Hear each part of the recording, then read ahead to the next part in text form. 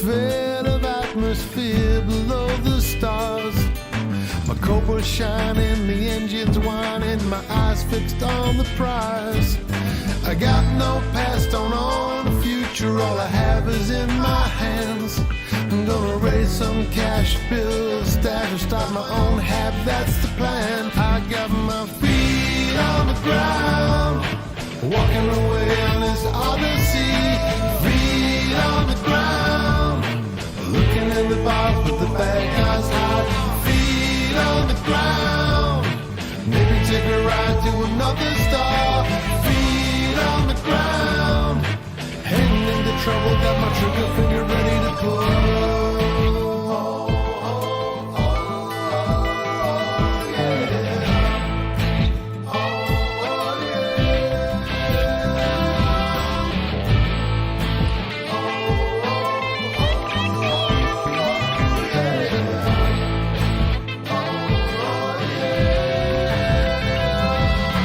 Just a gun for high sea, ain't got no rep to lose. Let me walk away, you'll see another day. It's up to you to choose. Just a drifting mud hobo, sleep on apex seats. But if you need someone dead, put a price upon the head. No questions asked, I'm that discreet. Feet on the ground, walking away on this odyssey.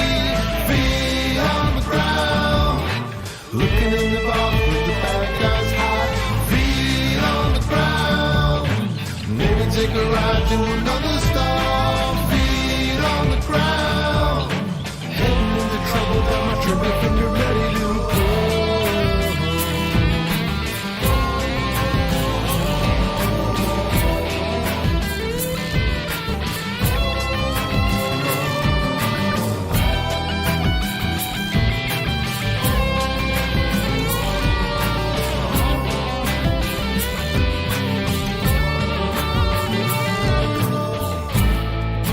Touching down, the dust surrounds me, gun in hand.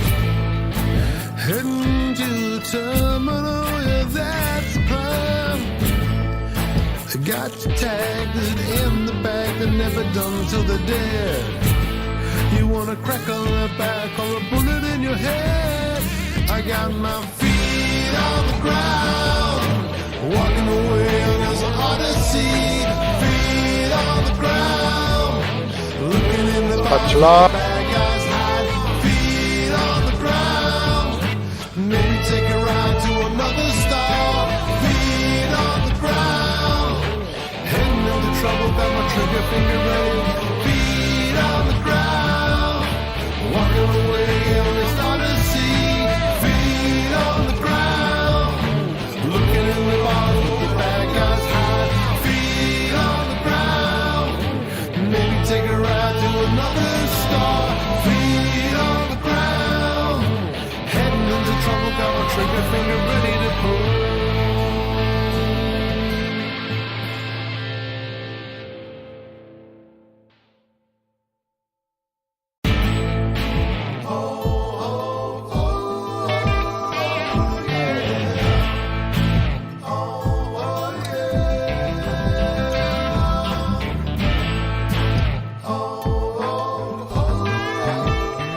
We're going live.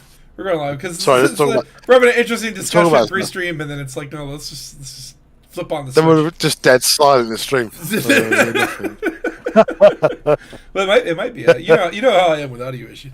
But yeah, no, it's like what were we just talking about? Oh damn! Holding, yeah. We were talking about hauling, yeah. Well, no, yeah. So my arm physically hurts. Like I have physical pain. I'm on like ibuprofen. Training, yeah. Oh yeah. From just like the training, it's literally like it's my health is deteriorating. Like I'm turning into a chair. I'm becoming a human couch. Yeah.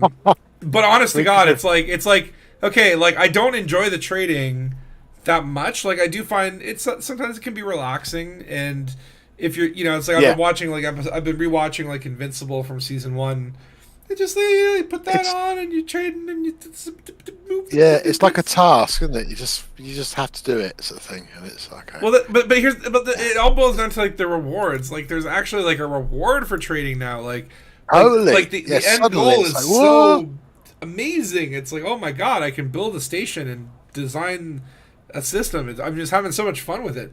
So last night I went and got a couple more things going in my where the hell, because like, okay, so Frontier, I'm guessing like we won't get to colonize new systems until some point next week, right? Because they're all, oh, by the way, hybrid mobulin, SP4H and ADK and box rocks. Andy K box rocks. But yeah, classic Andy K. So previously I had the legs arms completed and then the initial station, and now I've got a new thing called Sweet Relay. That was one of the auto-generated ones. I just like kept auto-generating it until something was funny. I'm like, Sweet Relay is fun. And now I've got, let's see, there's also Blank Brain Farms is done. So that's completed. Cool. And then I started construction on something else. What's it called? Stammers. So an industrial base. Though these ones, like, yeah, it's like 2,800 steel, and you got to haul it to the planet, right? Like, it's like, okay, that one, but at least there's no time limit anymore. I don't have to worry time limits. So that's cool. And then I've got like one in the middle of a crater here called Yamata Fortification. It's like a military one. Oh yeah, this one's kind of weird. I was experimenting with it. So like when you plop a base down on the ground and then leave and come back, it like sucks the terrain up to like elevate the base. So you can like place the base on like the tiny tip of a mountain and it'll be like mainly floating in air. And then it'll bump the terrain up.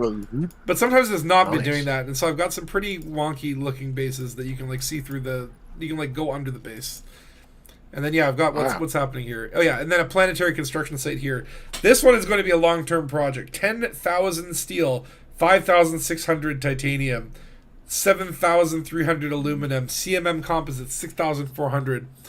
Like, this one would kill me if I tried to do it now. So that one's going to, like, be under construction for a year. But I thought I'd put some stuff down. So, yeah, it's like, that's cool. There's a bunch of sites there. If y'all want to do some hauling, you can go here, but be warned, these are all 100 light seconds away, so I'm finding like definitely like loading up the carrier is the way to go. But yeah, I did a little bit of exploring. I figured we could do a little bit of that later, but just doing some exploring out in the direction that we're colonizing in to try and start finding some cool systems as like goal systems. We got what? Because we've got to pace ourselves. We've got 10 more years of this, you see. So. Well, yeah, I mean, at minimum, I mean, this could go on forever. Yeah. I mean, how long would it take to get to like the Heart and Soul Nebula? Like that would probably take like 10 years. Yeah, because I was on social media saying like we did 8,000 systems over the weekend. If that's 20 light years each, that would be 16,000. They said that's 160,000 light years you would get, but it would take something like 12 years to do that because it's one a week. So wait, how'd you get Dangus out to 2894? I was gonna say okay, like I was gonna say you got us to the Snoofy sector. No one's got there. Put it in wrong. HIP was it 2894? Okay, 894. 894. Is that the one that I was helping with? No, I don't think so. Yeah, I don't think there's that. Was it? Oh yeah, no, it definitely was. Yeah, it definitely was. Okay, yeah, this one. So basically, like I was just hauling. Oh, you got it. You finally got it up. That's what she said. Let's go visit that. Oh wait, no, I'm in a Type 9. I can't do that. We'll go visit it later.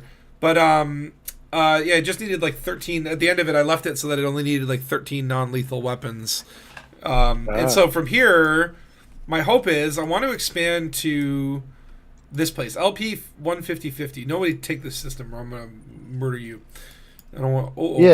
Tukosa's carrier's there. Can't get there yet. Oh no, Tukosa's trying to get my. Tukosa's gonna murder you. No, I didn't know if we were trying to build somewhere today, so I jumped my car out there. No, because obviously we can't expand into new systems. So all we can do today is just build up existing systems, which I figure it's still a good goal. We could get in a facility online, probably like before the end of the stream. Like they're not that tough. So that's kind of like an enjoyable way to. I figure we'll pick one of the systems and then just like I'm gonna start hauling for it and then maybe just do some exploration after.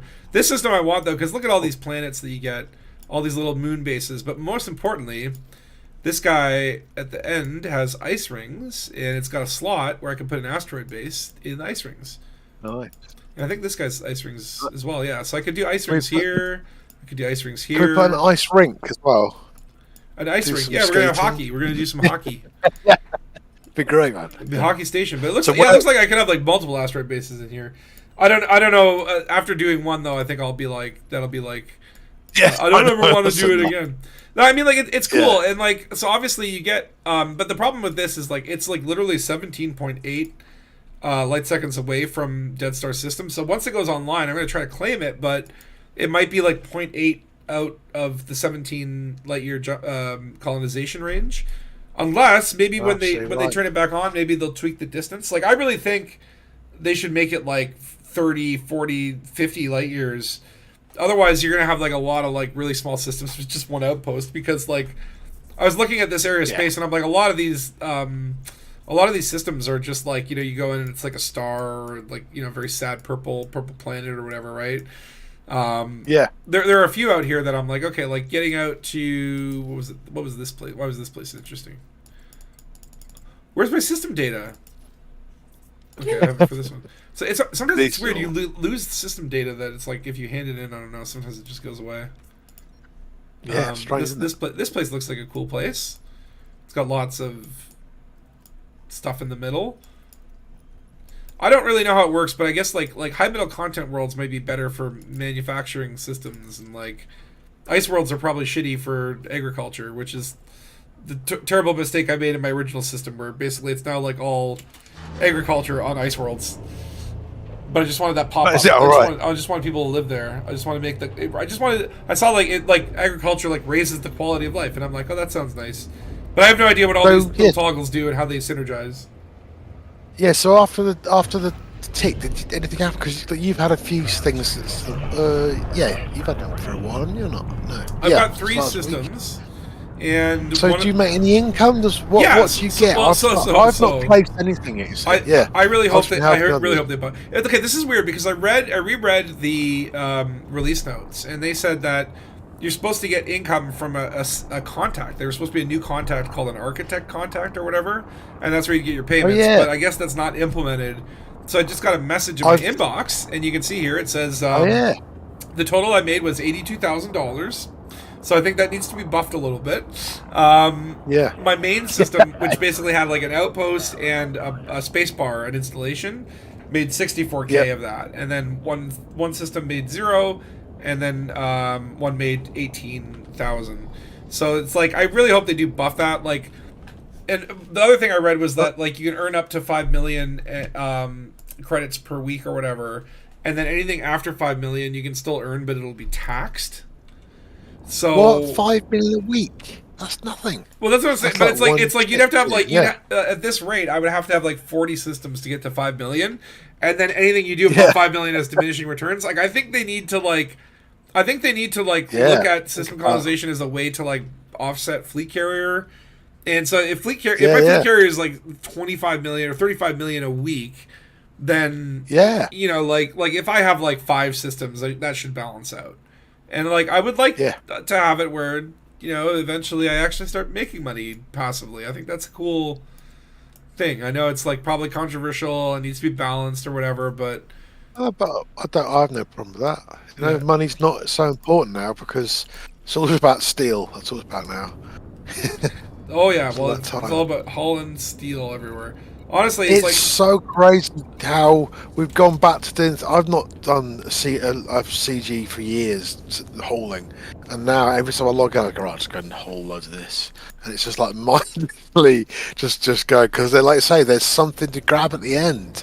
It's the carrot on the stick. There's like a reward, right? It's not just like you're increasing. Like I don't understand why people trade for fun.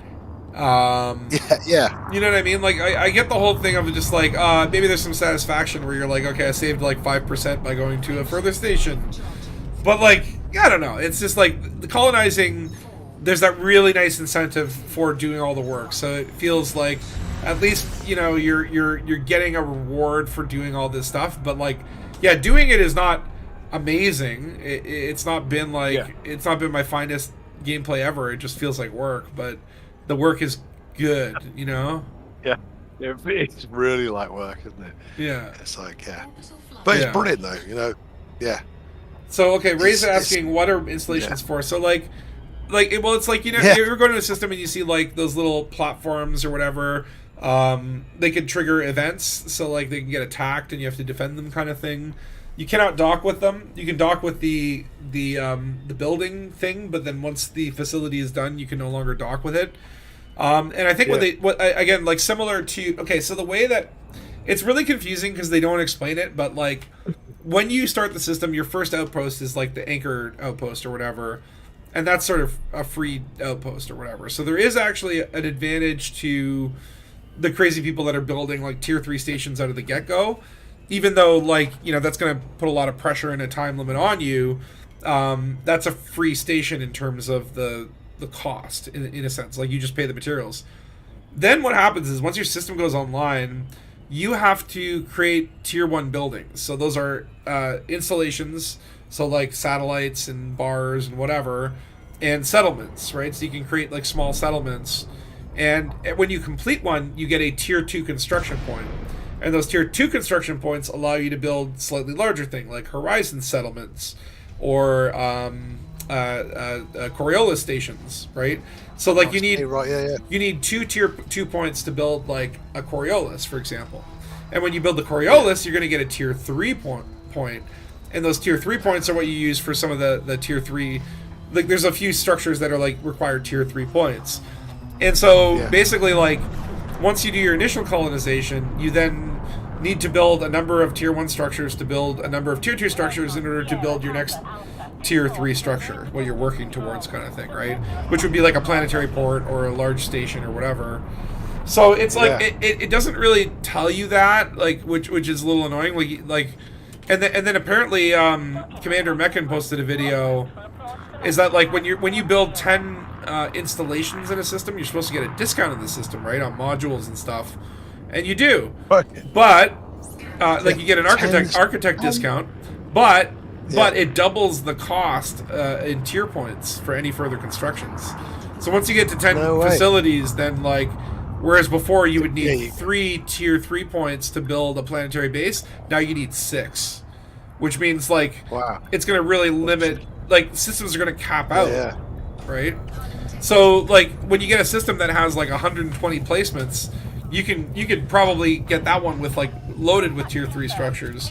But most of the systems I've been finding, it's like you get like maybe 14 to 30 places. So maybe you'll get like 2 tier 3 facilities unless you build one on the get go. So there is like seeming like a strategy behind it, but it's not. It's one of those things where like, and Frontier is usually bad at this, where it's just like you have to kind of figure it out as you go, and it doesn't really give you a lot of tools to understand what the heck it's trying to do. Yeah. But you know, it's oh no, Steel. So it stops people from questioning it straight away, so they get a bit of time to actually, like I said, it's a beta, but they get time to. If we didn't know all the tools, we can't criticize it instantly. But yeah. There's.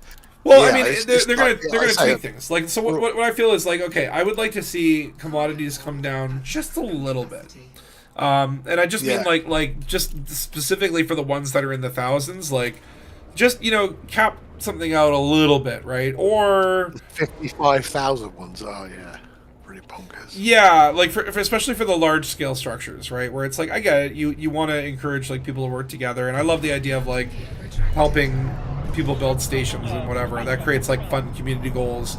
And that's where I think like Vanguards, which is like the squadron rework, I think will really add to that. Like, I think that makes sense where they're going with that now. Basically, like, we can create our own community goals. We want to build this station, come help. Be amazing. Which I love. I think this is great, right? Like, the potential of colonization is absolutely huge. But I do think like the rewards need to be buffed. And I think like obviously like there's stuff that I would like to see added down the road. One thing that I thought about was like the idea of a system mega project where like, okay, like you get the system to a certain level and essentially like, you know, they're almost like, imagine like a tier 4 structure, right? Tier 4 doesn't exist, but they can add it in the future, where it's like you build like a Dyson sphere in the station, or you build a rare good, or an engineering base, or you know, like something where it's like it's based on that economy, right? So like, what's like the penultimate tourist facility? What would be like the thing that tourists would come from all over the world to see. What do you think? That would be really cool if they put that in, because I think Elite has always needed to have difference in systems, and everything's the same in a bubble. You know, I remember the first time I went to like the Empire's home territory, and I was like, oh, it's the same. They had a few palm trees and the thing. But it's like if they added some like more unique structures, even if they're or customizable. Yeah, that'd be amazing. You know, I think it would just give the game that feeling of well, this is what I do. It's like for like a tourism system, you build a system wonder, and the system wonder would be like, okay, like it's going to be like a gigantic scale statue of what? Do you want a type 9, a type 8, a sidewinder? You know, like you pick from the parts, you pick what the statue is, and then it creates like an 800 times scale statue that people will come from miles to see the giant cobra. You know. Like something like that would be cool. Like something that leaves a mark and has like can give that system a little character, or like I want to drop my own tourist beacon or something, right?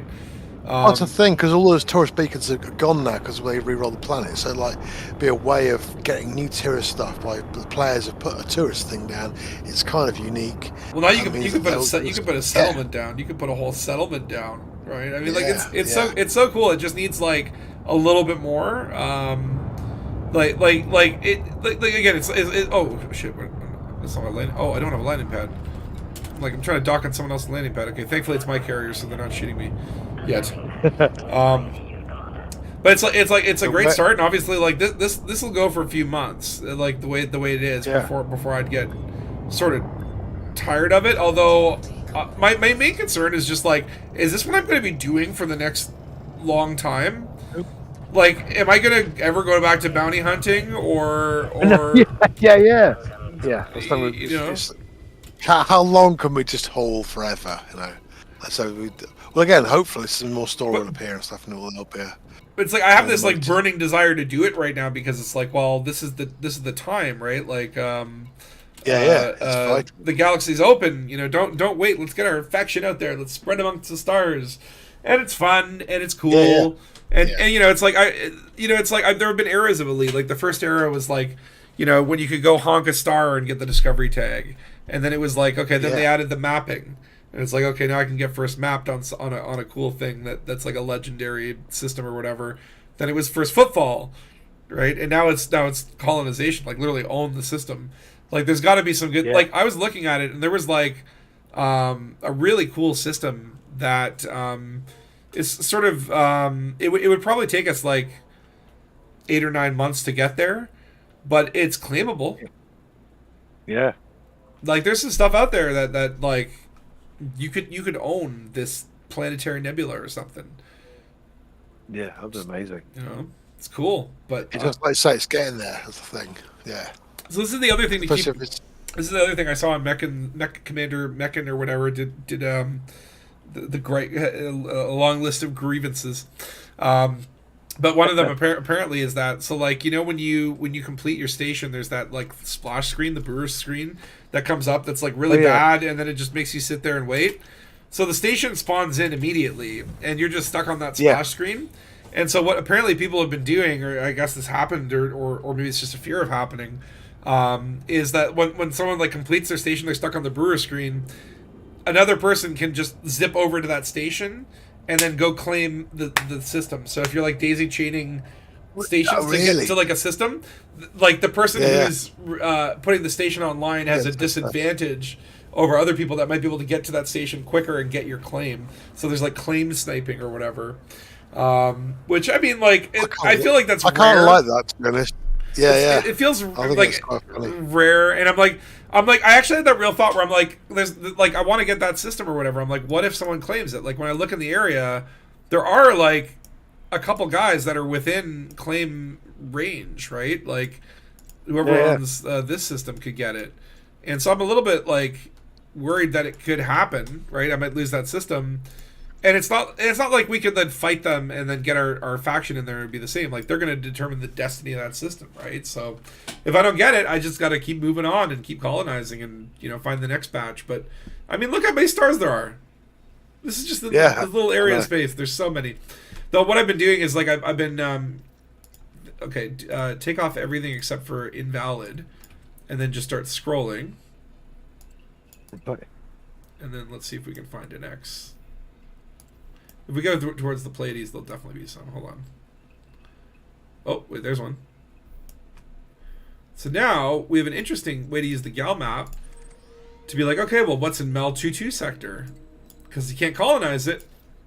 Likely it's a Thargoid base, or it could be a Guardian site. It could be just like a planetary nebula, like some of these. This one, HIP 1409. I don't even know what's in here, but it's non-colonizable. Oh, anomalous signal. There's a faction there, or not a faction, a installation. What is that actually? Installation. What the hell is an anomalous signal? Does anyone remember what this one is? HIP 14909. I've a look on Canon. HIP 1409. 14909. 14909. And then Dead Star's been custom naming things. Oh yeah, I am so like I'm trying now to like random generate a little bit, and if there's just something I'm okay with, I'll just go with it. Because like I'm already aware of just how fun it is to just custom name stuff. And then you built the surface installation. You built the surface installation, but it's already been taken over by a rival faction, not Dangus. Yeah, I mean, I think it was like Dark Aviator or whatever the other day was like the BGS has died and basically been replaced with colonization, because like BGS work is so slow and methodical and takes forever. But BGS, but with like colonization, like you can literally get a system online within a day if you really, prep for it, right? Like if you number one, like have everything loaded into your carrier, like that's basically what I'm doing here. I'm gonna load up a little bit more. What do I need? Let's see here. I've got 2,300 steel, so I guess more steel. Steel seems to be now the in-demand commodity. I'm seeing the galactic supply of that dwindle. No, Spatula. Yeah, what's up? Yo, I got a question. Thank you for helping out, by the way, to Costa. Yeah. What am I, Swiss cheese? You know the installments, yeah? Or whatever they're called. The installations. The installations, yeah, I swear it's the installments, but yeah, you know the installations. Yeah. Like the bar, and etc.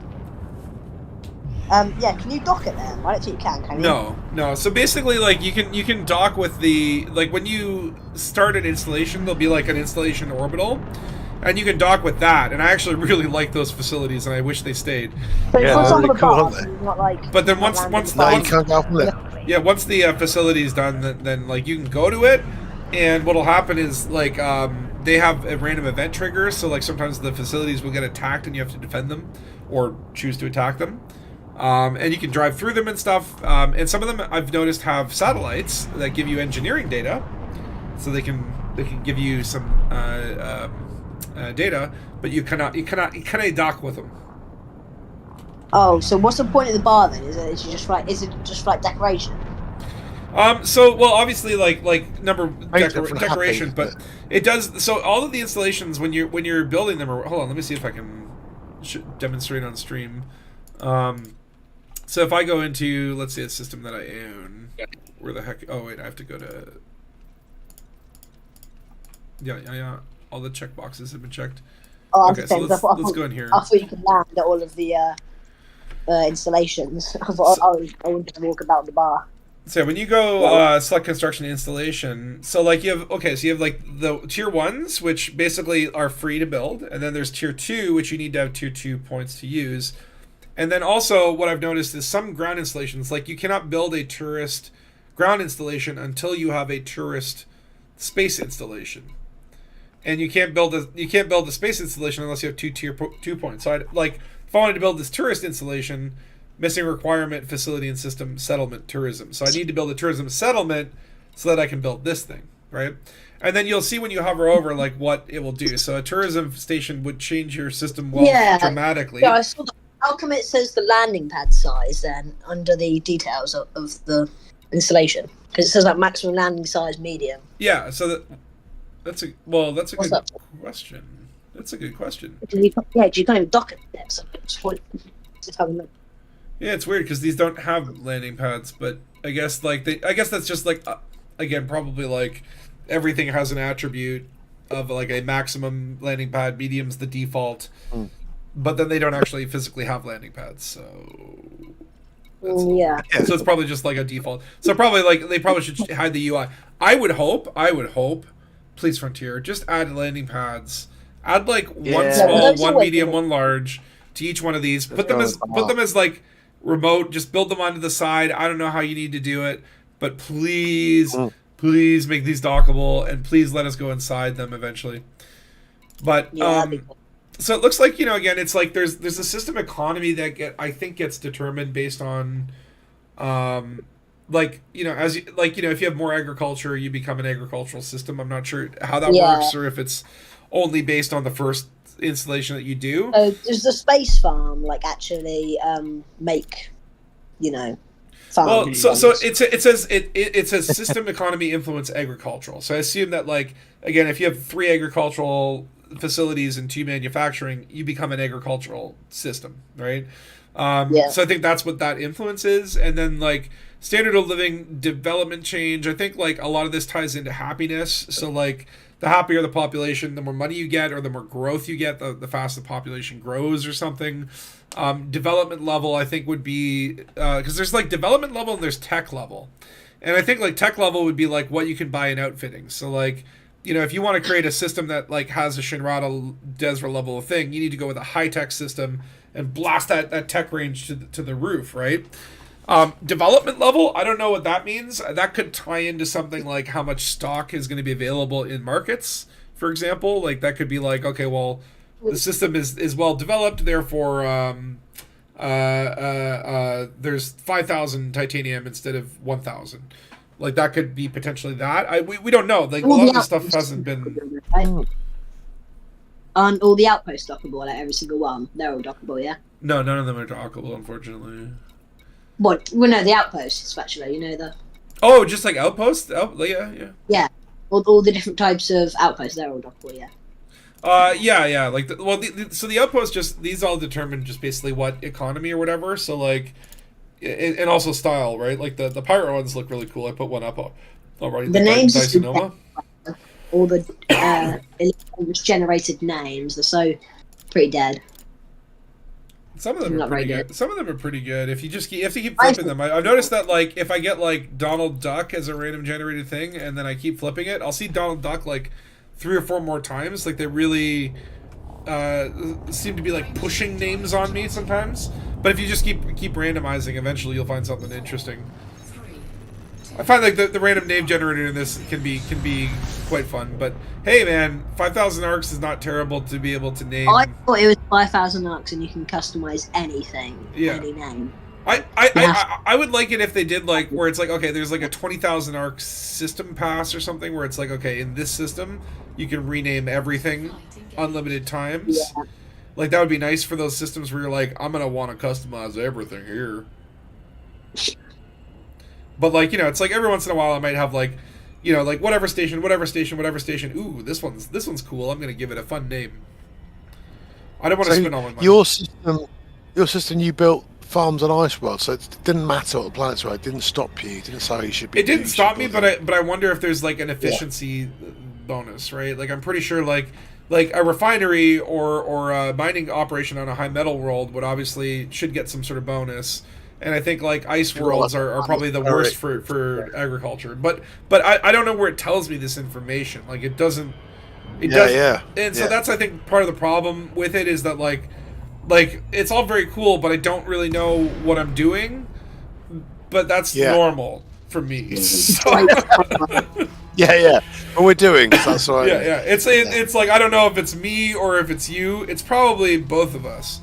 Maybe the information's out there in some article that I haven't read because, you know, I'll be like that. Yeah. If there are no metal planets totally. and one builds extraction sites, that should be rubbish. Yeah, I mean, again, I think as time goes on, people will do the spreadsheet thing and we'll start to better understand how it works. Right now, I'm more looking like, okay, like one thing that is weird is like you can't undo things. Like once you place something, it's there. Once you finish a station, like it's there. There's no demolish. You know what I mean? Like you can't go back. So it is like I'm looking at all the systems I have. It's like, well, these are all going to be happy little mistakes, and eventually, when we get far enough out of the bubble and find a cluster of systems, I want to think about like, okay, like, yeah, this one's going to be agriculture, this one's going to be mining, this one's going to be a refinery, this one's going to be high tech. Like, basically have like one of each economy in a little mini bubble.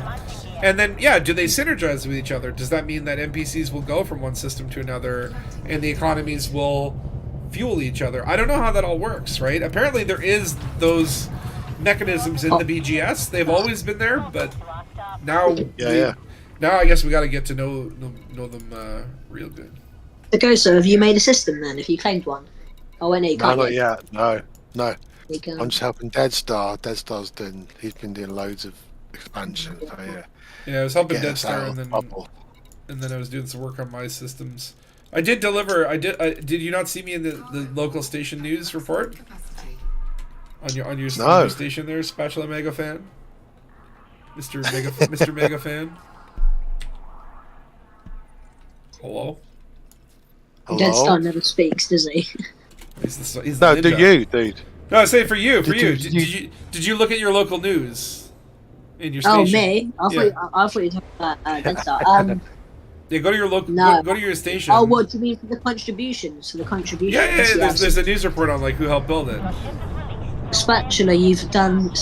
I think you delivered a total of 27 units. Wait, like 27? I thought it was only 7. Like I only meant to do 7. Oh yeah, I can't remember exactly. It's something like that. 7 units, yeah. I wanted to see if it showed up as 07. No, Ghost, you actually did more than me. You delivered more than me. How much did Cripsy do then? I did like 25,000. You did 26,000. Cripsy did like 16,000. Oh wow, that's cool. That's we did pretty good. Nuke it from orbit. So I've just gone to Deadstar stuff, and I can't drop anything off Deadstar. Have you finished? Oh yeah, the that's orbital what I'm construction saying. stuff? Yeah, Land. we I finished can't- it. We finished it. All right. Like yesterday, Then I you basically can do I that. went ham and basically brought it so that it only needed 13 non-lethals. All right. Cool. And now it is done. So I do love the things. Orbital stations are amazing, aren't they? oh They look yeah, so cool. It's like I am so in love with this. It is literally like a new. Like this is like you know when Odyssey dropped and it was like okay like it was problematic Yeah. but there was just this new layer to the game, right? Yeah. And this Yeah. feels like a lot like it's actually a lot less than Odyssey in terms of Well, no, like Odyssey was crashed. so much but like Odyssey like added so many new things. This one doesn't add that much. It just like allows us to participate more in like existing systems, right? Which is kind of brilliant. Yeah. But it's like but what it adds in terms of gameplay is again it feels like the Wild West has been reopened. We found a new continent. It's time to go out there, you know, spread the seed. Like it's definitely like changed the game in a very big way. And I think a very good way. And obviously, like we're seeing player numbers, we're seing a lot of positivity, or at least we were for a couple of days. Now that it's been a week of colonization, people are saying, "Well, when's the next update?" Yeah, no, yeah, totally. I'm bored of this. This is rubbish. Yeah.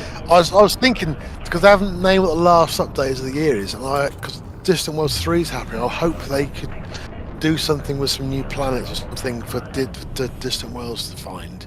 Because I think the planets could do with a bit of extra. Oh god! love. All they need to do is make one new planet type landable, right? And it's just one new atmospheric world.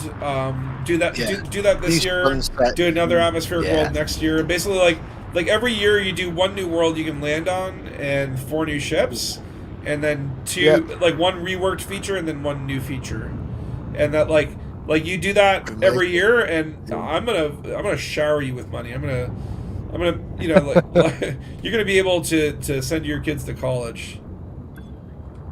yeah. So what to do now then? We can't. Death Star's one's finished. I can't drop stuff at your carrier. My carrier's a little lower. This is the problem. This It's like game's as soon as terrible. they took colonization away, what are we supposed to do? Well, there's we're working on something maybe to build up an existing system. Let me see here. What would be... Oh, Tukos is going to build more in that system to get an asteroid base running. Ooh. Yeah, he's got a brown dwarf in his system with rings. That's cool. So I'm thinking, okay, let's see. What should our project be? Where's my systems here? Where's the little yellow boys? Hello? Why can't I find them? Hello, everyone. Oh, I'm too far in the bubble. I have to go this way.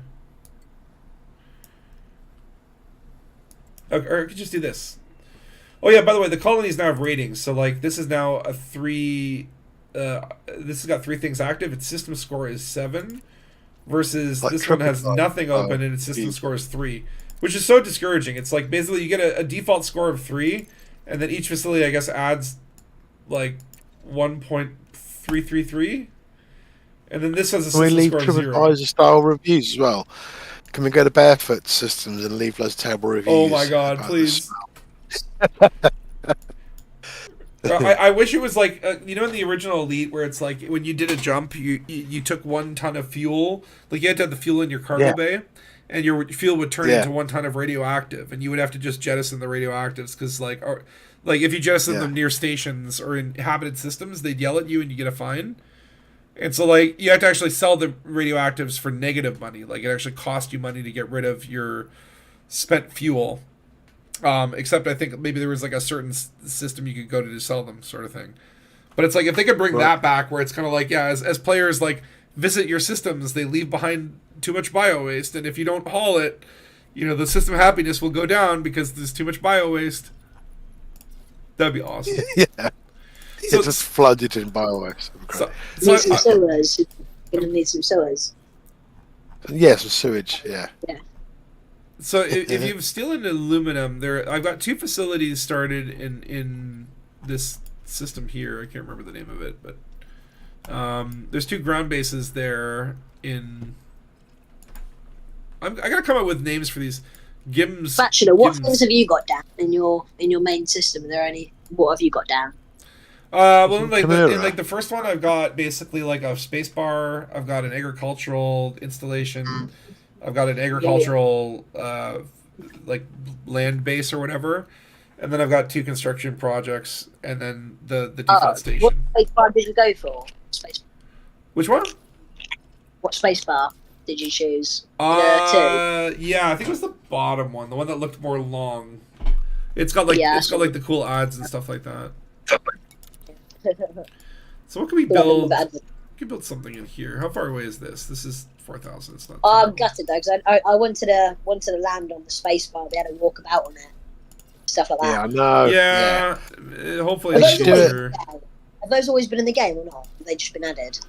No, they've always been there. You can find them all in random stations. Like there's actually some pretty cool space facilities floating around in the game. Like if you never there's some really cool ones. There's like medical facilities and all sorts.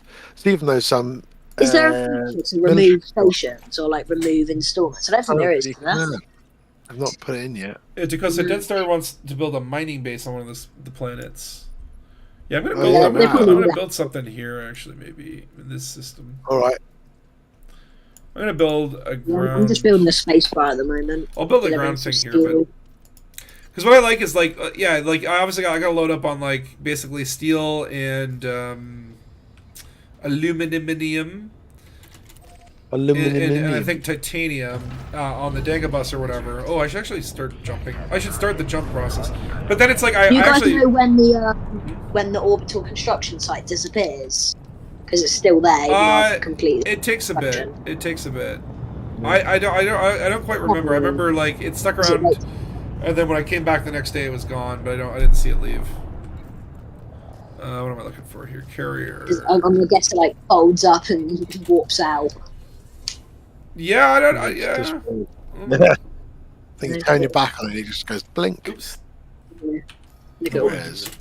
Okay, so carrier services, let me start the jump, because it's probably going to take an hour. And then I can do all the odds and ends while waiting for the jump. That's kind of how I like to do it. You load up the carrier, then you kind of like wait for the jump timer to start, and then you go do some other stuff while it's on its way. Yeah. You can sort of load up loads. I think we'll develop this system a little bit because it's got a cool triple orbit here. which at least that's something. That's something. It's something.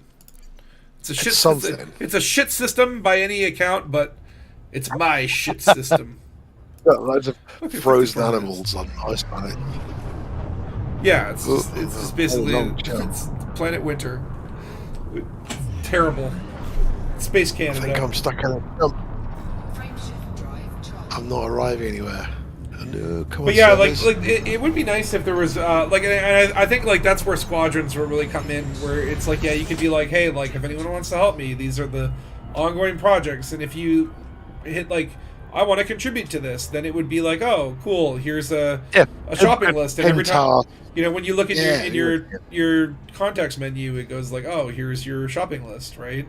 And then when you were to land at a base, it would go. You could just be like, buy all mission items. You see my my edit when I was building the Corolla station. Your edit? Yeah, you did. You saw it, Goso. Did I? Yeah. Oh, where?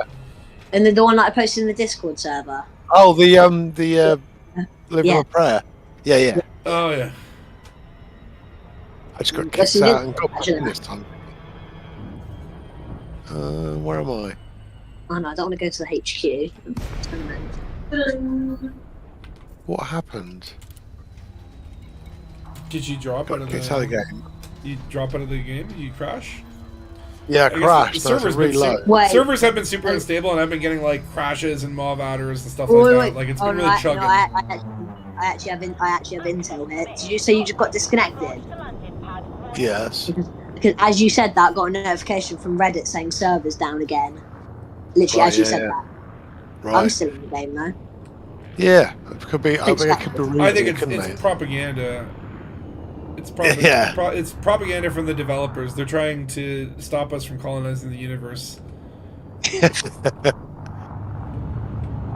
Right. Do you think that it's like, obviously they paused the stuff because I think some people found an exploit. Like apparently, like some people were seeing like stations would go live in a minute, right? Because there's apparently some exploit where like well, it's like the information that like your game sends, where it's like, yeah, I contributed 500, like can be overwritten to send to the server. Yeah, I contributed 5,000, or something to that nature, where it is basically like hacking or whatever.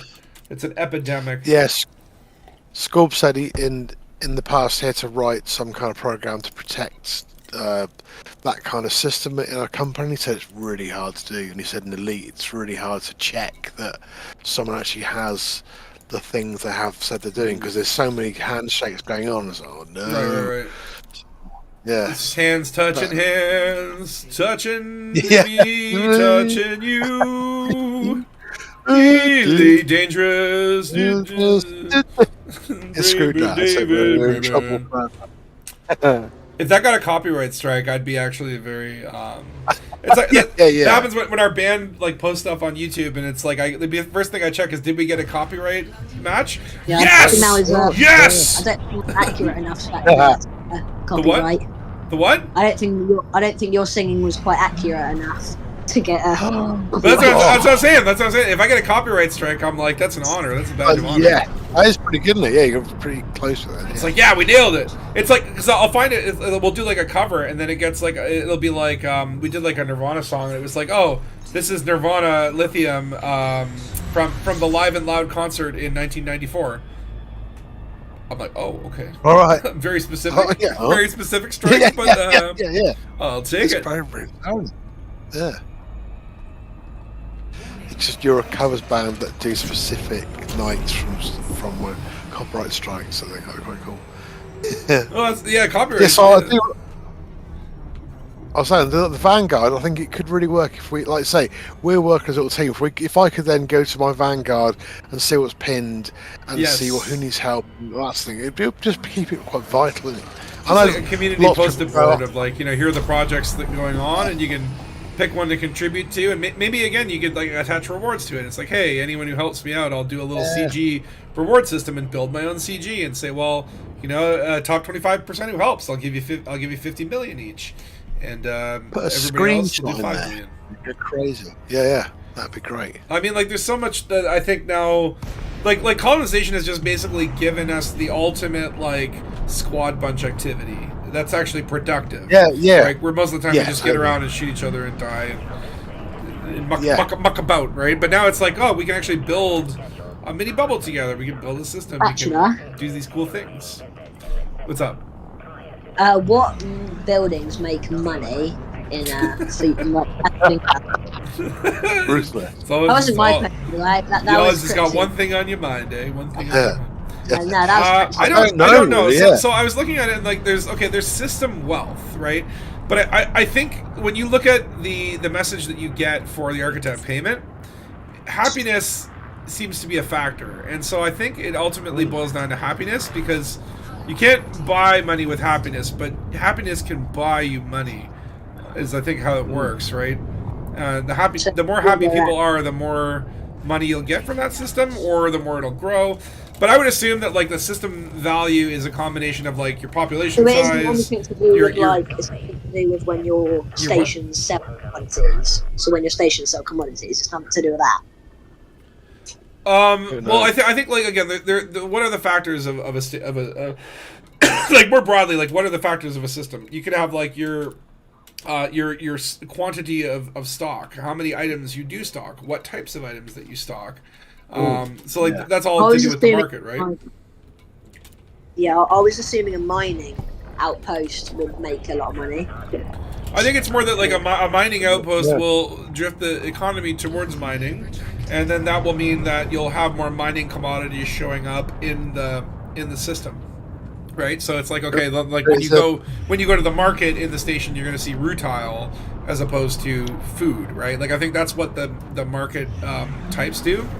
But then I think what's also happening in the background is it's looking like how many people live in your system, what is the quality of their life, and how happiness. And so I think happiness might tie into like the wealth and the security, right? Like if you get a pirate station there, it increases wealth but lowers security, right? So how does that impact happiness, right? Like you know what I mean? Like does wealth then play into things like again, does that play into the number of goods that are available? It's like a market factor, and then the other factor is just purely happiness. So are you just sacrificing happiness, or does like happiness require a balance between different things? Like if security's too high, they don't like it. You know what I mean? Like it's very hard at this point to understand what the impact is. But I think every day. I think it's just a case. It's a case where, like, I think though, like, happiness will be the main. Happiness and maybe pop size, right? But we don't know yet. Yeah. Or someone knows. I don't know. This is just all my allegations and assumptions, legally speaking. But it's like I think it's cool because, like, again, it's like you can min max it and try to game a system, right? And it's like you might have one system where your whole goal is like, I want to create a high tech economy where I can buy whatever I want at a discount, and I want to bring my power play faction there so I get additional discounts. You know what I mean? Like that could be like a project, right? Whereas like other systems you might want to balance. Like that's my question is like, is there a benefit to balancing, right? To have like a mining settlement and a refinery and an agriculture all in the same system? Or should you just go hard on like, okay, this is a manufacturing system, everything's manufacturing? Like that's going to be my first question in terms of like, what makes sense, right? Like, does a more balanced system have? Is it easier to make that into a nice system quicker, but then like you lose an advantage because like you'll never get to a certain level, kind of thing? And again, do you have to have?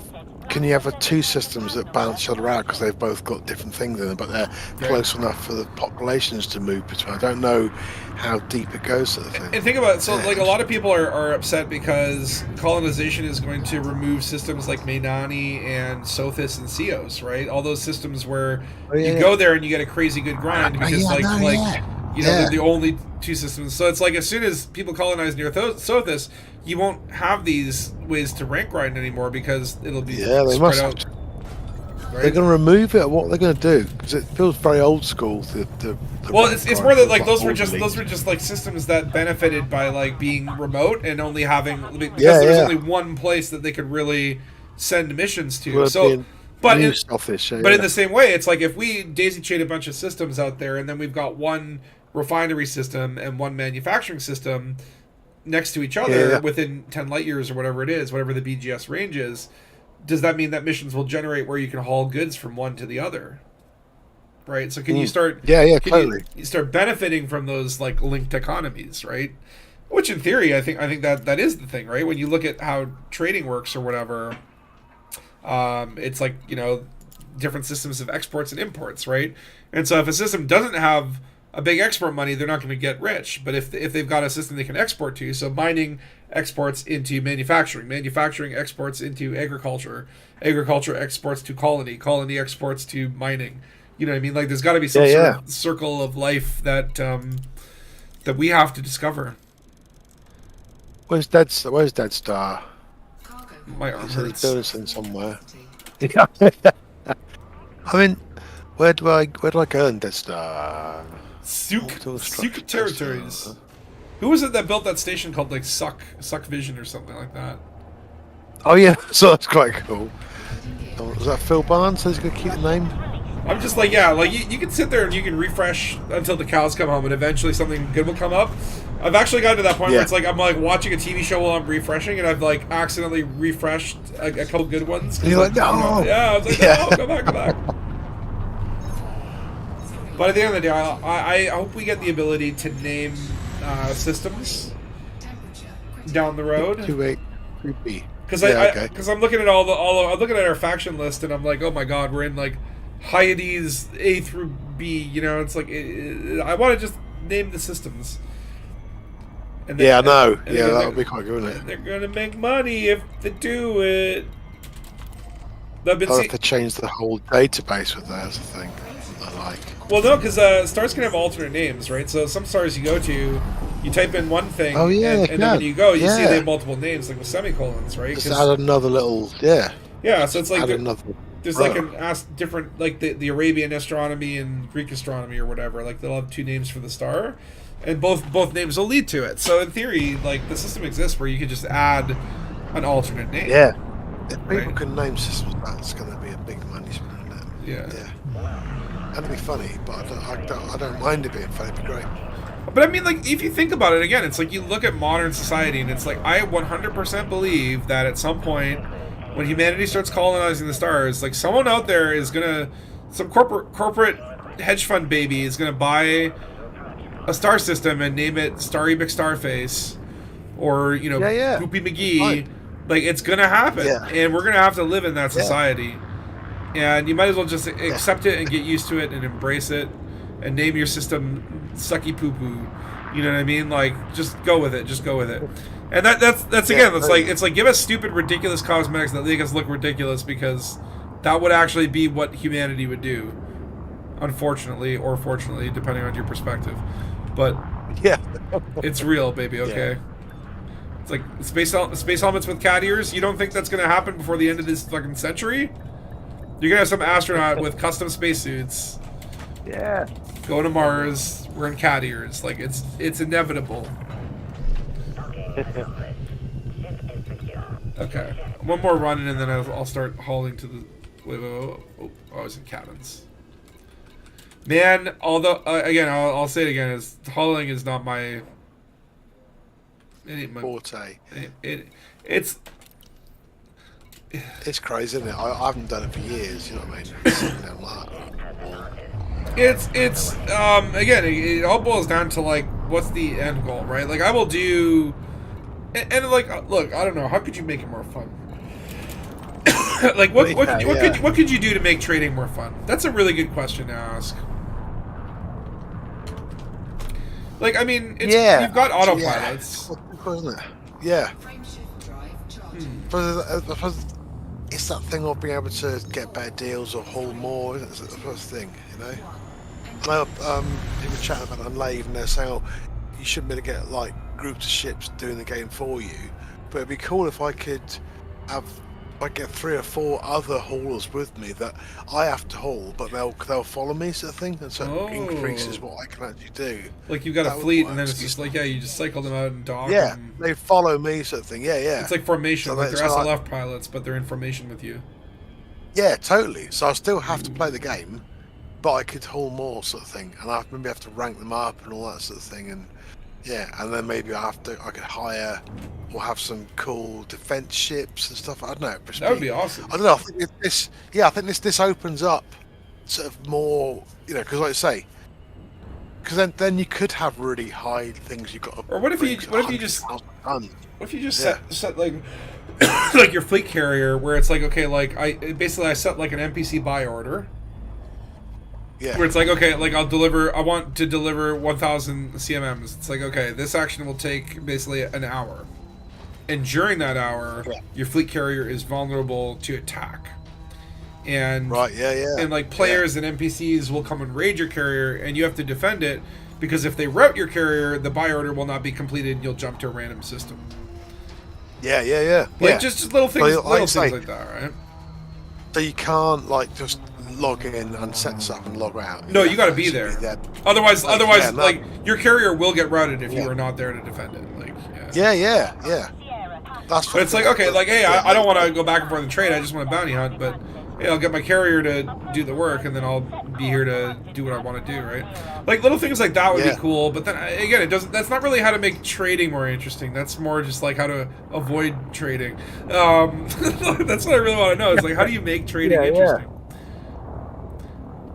I wonder if it's like it's like something about like something that you can do that gives you more hull space or something, where it's like if you do this while you're jumping, you're like it's like a garbage compactor, just packing the goods back there, and then you get an extra 100 cargo space if you do a barrel roll.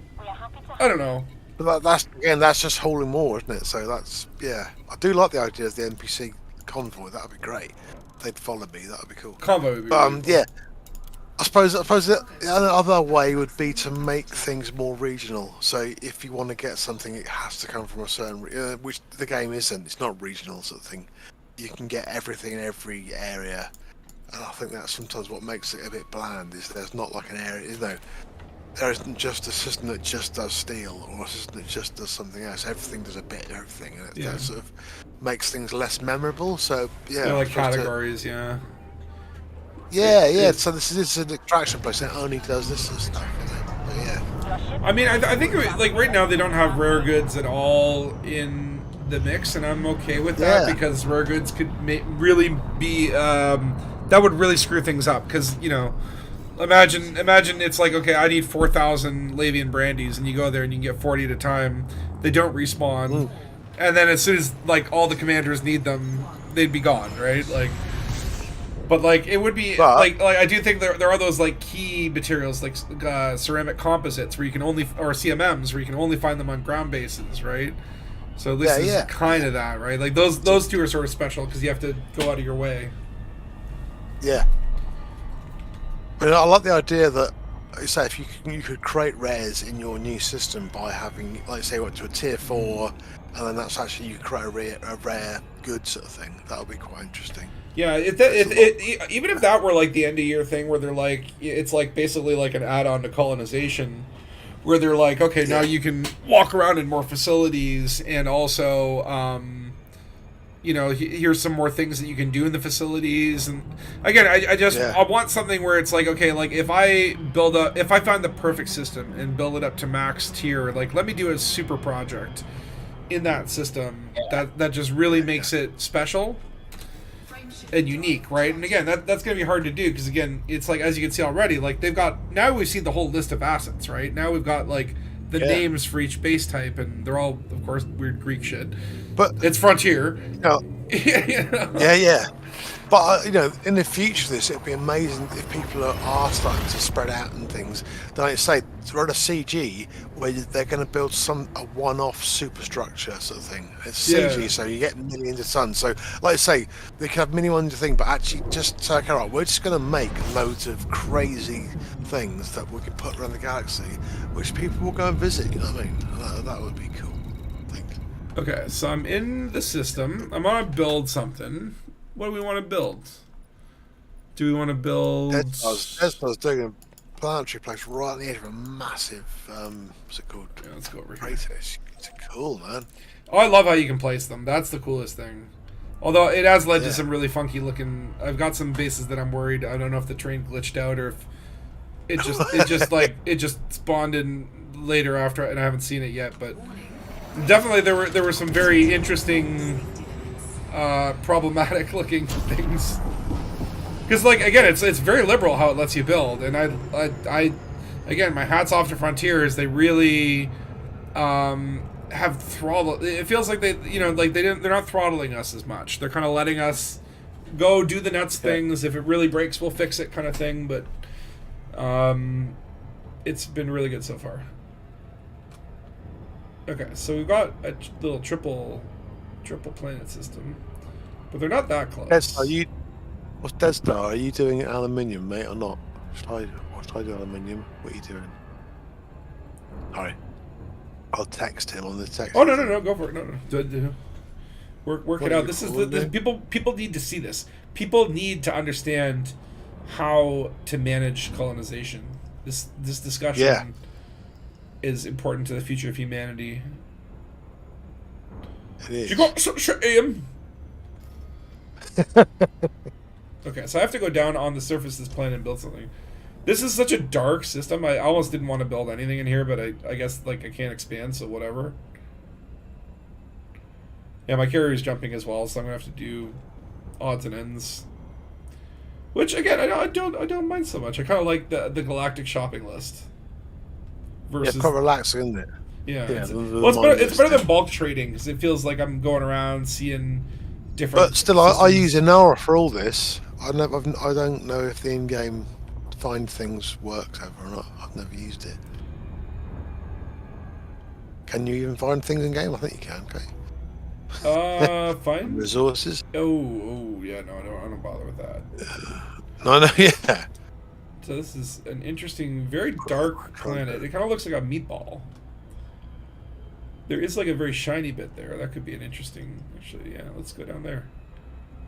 Honestly, there was the first couple of planets. I was like flying around them for hours trying to find like the perfect place to build.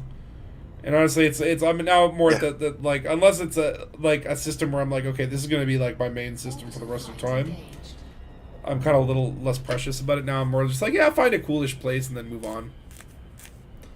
Unless it's a really unique planet where it's like something's kind of crazy. Like many of these planets, I just want to build near a crater. You saying where would we be doing this without Inara? That would be a nightmare since EDDM or EDSM. Oh yeah, totally. Yeah. If Inara goes, we're like, no. Oh yeah, no, Inara is like the most. It's like the most important thing. Yeah. Dun dun dun dun dun. Is this your ground base? On at my ship. I think. Let's see what we got in here. So yeah, we got a couple craters. We got some slimy looking rocks. This is not a fantastic planet. I'm not gonna build anything. I'm not gonna build like anything that's gonna take a long time to build. That's all I'm gonna say about that. I do like. I kind of like this area though. It's kind of neat. So we should build it over here. We're looking at the is it the refinery that Dead Star's can do? It's not. The list isn't very huge. It's quite good. Well, I'm pretty sure this. Hold on. Let me check here. I'm pretty sure this is my scientific. It's a high tech market. Heisenberg is a high tech thing, so I need to build high tech things. All right. So this is where you get to see the placement cam. Oh, if I can put a fire group for it. So yeah, it's funny because like I've clicked on it as I'm like going towards the ground, and as soon as the menu pops up, and you're just like, oh shit, right? It like pops up very easily, so be careful of that. Okay, so I'm gonna build a settlement, and I probably want to build a research settlement because that's what we want to do. So this one, it's not too bad. 945 steel, 645 aluminum. Like this is actually super easy. Would just move the tech level up a little bit. This one, and again, I think there's no difference between these two mediums. It's still not bad. Like 1800 steel, 1200 aluminum. I'm still willing to do that for the extra tech level. I probably will not do the large one in this system because that's where it starts to get like, okay, this is reminding me of the station. Oh, Profane, how you doing? Yeah, shopping list would be great. What I've been doing is like taking screenshots of the galaxy map view. If you go on the, you can see the list in game sort of thing. So if I, oh, I got answer my door. Sorry, you can. Oh. It's David Braben. He's like, I finally found you. Okay, so as you can see, this one is going to take. It's going to take a tier 2 construction point, which I have, and it will reward a tier 3 construction point, which I don't have. The system is very confusing, but it works. Yeah, we'll do this. I think we can do this. So now, this is the level. It's like you basically get to place it. That's it. That's how it works. You get to rotate. Hello. You get to walk around. You can't move your ship, by the way, when you do this. Okay, can I? Let's see here. Should I put it here? Maybe up on the hill? I'm gonna place it there, see what happens. Let's see what happens. Is this the best place? Yeah, we want it up on the hill. And then we'll maybe have the landing pads this way. Badonk. It turns green, then it yells at you, kicks you out of the camera suite, and then it goes, please return later. Okay. So now I'm going to go to Super Cruise and come back, and it will just magically be there as a construction site. Oh yeah, by the way, you can put them on atmospheric as well, can you? A what? Place my atmospheric one. You can can. you place my You atmospheric can. plants? Yes. Oh, that's what I want to do. Anything you can land on, you can put stuff there. So I was trying. The only problem is like I want to find a planet that has like no rotation, that's tidally locked. That way, like I can place something where I always know it'll be in a beautiful day. Because the first one I placed, I was like, okay, agriculture, I'll place it in the sun. Next day I go back, it was in the dark, and I was like, oh. yeah. Right. Yeah, it's planets dark rotate, forever right? now. Living, breathing universe, whatever. Yeah. You killed my want that anymore. plants. You killed my plants. They're just gonna grow 1 centimeter every year, sort of thing. Uh-oh. Yeah, so I was saying, if I go on the galaxy map to your system, where you pick a size that. So if I go there, and then I go to the system map, if I then, or wherever you're building, where are you building? In the Pegasi? Where are you? Are you in Pegasi sector CGU A424. We gotta come up with naming for this. CGU8? Yeah, I know. Yeah, we've got to. Usually, you can go there. And if there's an active thing, you can click on it, and it'll then show you. Yeah, but the thing is, like, you have to keep going back into Galaxy Map, back to that system. I know. Yeah, it's really so annoying. what I do is I take a screenshot as my shopping list or whatever, and then just like kind of focus on a couple commodities at once, and then now I've got like like 45 high-res screenshots of just of system maps with markets. Right, yeah, I know. Yeah, but never look at them. So yeah. Okay, I'm gonna head to Rossi Analytics Forum. Oh, and then Deadstar asked this question earlier, which I thought was a really interesting question. Is like, obviously, like the system starts with factions in it. The primary one being the faction you expand from, and then the third one being your squadron, and then I guess it pulls a couple other ones from the system you expand from. The question is, because like the way that the BGS works is you have native factions that like Dangus Investigations, we're native to Bologna's. We can never be kicked out of Bologna's. Like they can kick us out of every other system, but we're native to Bologna's, therefore we can't get kicked out. And then the question is like, are these factions now native to these new systems, or could in theory they could be kicked out like anyone else? And I assume that's the case. Like I assume a faction is only native to one system, like their origin system, right? So probably like someone could come along and BGS us and actually kick us out of a system. Kick your faction out of a system that you own, kind of thing. Because again, the BGS like and minor factions haven't really like it's sort of just been a side project that they stopped doing. So I imagine I'm assuming like 95% plus of players do not have a PMF. Yeah. Well, you couldn't get it the last few years, could you? That's the thing. You apply for them for 2 years now.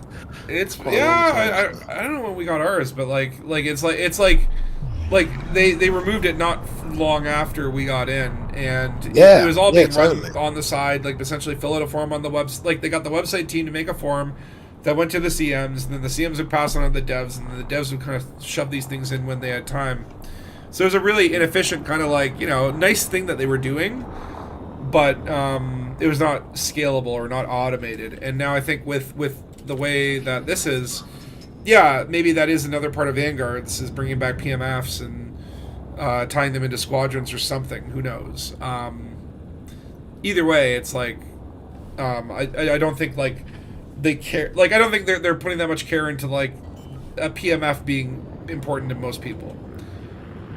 Like if people have them, or if there's maybe like if I didn't have Dangus Investigations, I'd be expanding for Church of the Space Cat or some other crazy weird faction name, or the Children of Raxel or something like that, right? Or the Dark Wind.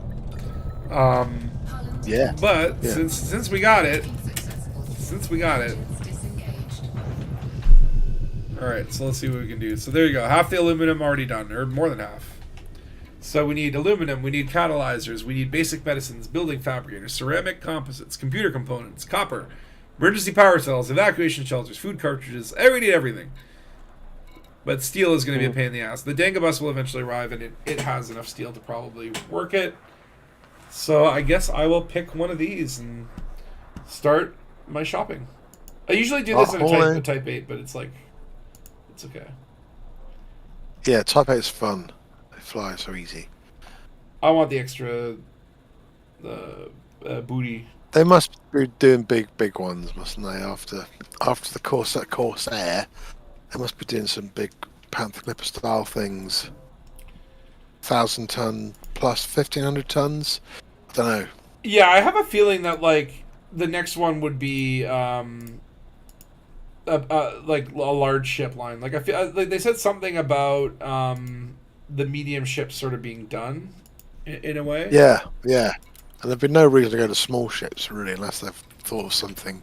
Not for no point. Not for trading and colonization, but like, I mean, I hope they do at least one or two small ships and one or two big ships. I really I don't feel like we need that many medium ships in the game at this point. I want to see more fighters, more SRVs, more small ships. Is always good. But like, I think if they were to do more small ships, they also really hold on. They need to speed up the transfer from carrier store. Oh yeah. A lot of people have been saying they're doing buy orders for it because the commodities market is a quicker movement or whatever. Like people are setting up buy and sell orders for commodities. But anyway, where the hell was I going with that? What was I talking about? We're talking about big ships and little ships. Oh yeah. Well, what I was saying is like I want more little ships in the game, but I think they need to also, if they're going to add more small ships to the game, give more reasons to fly small ships. Like I think like certain missions where it's like a small ship is required for this type of mission, or just more things that where it's like, okay, like hey, if I fly a small ship, I have a huge advantage. And right now I feel like it's one of those things where like if you're flying a small ship, you might as well just be in a medium ship. Yeah, I almost reckon that all small ships should be like stealth running instantly. Yeah, so just give them some kind of, because you can't, I know that the amazing guys can take on a Corvette in a Sidewinder, but I can't. So it's like, yeah. But that's how it should be, right? It's like the idea of like when in Star Wars, when you have those big fleet the Imperial Crusaders or whatever, you know what I'm talking about? The big pizza slice things, and it's like, and then you've got like a squadron of small X-wings, and they literally say that with the Death Star, they're like the guns were built for capital ships. They're not equipped to. That's why they have TIE fighters, because small ships versus small ships. So give more like battles where it's like, okay, like if we go in a fleet of small ships, then we could easily take out their capital ship. It's like, okay, because their capital ship can't hit us. And it's like, and then they have to respond by also getting into small ships to take us out. So I like that idea of like, stealth mechanics. Like small ships are just like so much harder to hit that, if you're in a large ship, that Eagle's going to take like, you can kill it in 2 shots if you can hit it. Yeah. Make it. And again, I think the fighters just need to be really powerful, but because they're so weak, if you hit them, you can kill them really quick. But they don't, you know. I know they wanted to balance out the people. I don't care. I think give the fighters all an optional utility that so like you could do like a Thargoid war plot where it's like, yeah, we figured out how to do those like disabling Thargoid fields, and yeah, like if you have the anti-disabler, the pulse neutralizer, that is a counter to it. Yeah. But yeah, now only SLF fighters can do those pulses and like shut people down for a second, you know, if they time it right. Or maybe a different module could be like, you know, it attaches like something to the ship that like counters chafe or something like that. Like give it some abilities or something like that, where it's like, okay, like having a fighter like gives you like just like DPS related advantages. Yeah. And again, I suppose because I think I want to better use this fighter in a way. It'd be great to be in my trade and a pirate comes to get me, and like an NPC pirate, and I could jump into the fighter and get rid of them, sort of thing. Yeah. Because they always want to balance it out with gankers or whatever, be able to get trades really quickly. But I think it's that thing of they want to balance it against NPC ships somehow, so to make it more like that you want to jump in your fighters and do it. Fighters only makes sense when you're like basically like bounty hunting or mining in or combat, where it's like a sustained signal source. Yeah. Because honestly, it's such a pain. I always forget to pop them out, and it takes so long to get them to come back in. It's just like I just abandon them. It's like you get like 27 fighters per fighter bay anyway. I'm not precious about them. Yeah. Totally. I feel like what I want is like I want the Battlestar Galactica thing where like I can be on my fleet carrier and then my fleet carrier can get attacked and I've got to run to the the fighter bay and then get launched out of the side of the carrier. Like I want that. Like yeah. That would be cool. I was thinking if they did bring out some supersized haulers sort of thing, that could be it'd be great if they could make multi-crew really work. That you could have a giant hauler that can hold 2,000 tons, but you need 3 crew of people. You know what you do. So here's what you do. You create 2 fighters. You create like a beacon where it's like normally we have to go to trade commodities in a market, right? Yeah. And so what you do is you do a beacon where basically like you go to that beacon and you use limpets, like the opposite of collector limpets, like deposit limpets, and the limpets just basically take your cargo and put it in that beacon, and then it ships it off to a station. So when you get back, you can sell it. Right?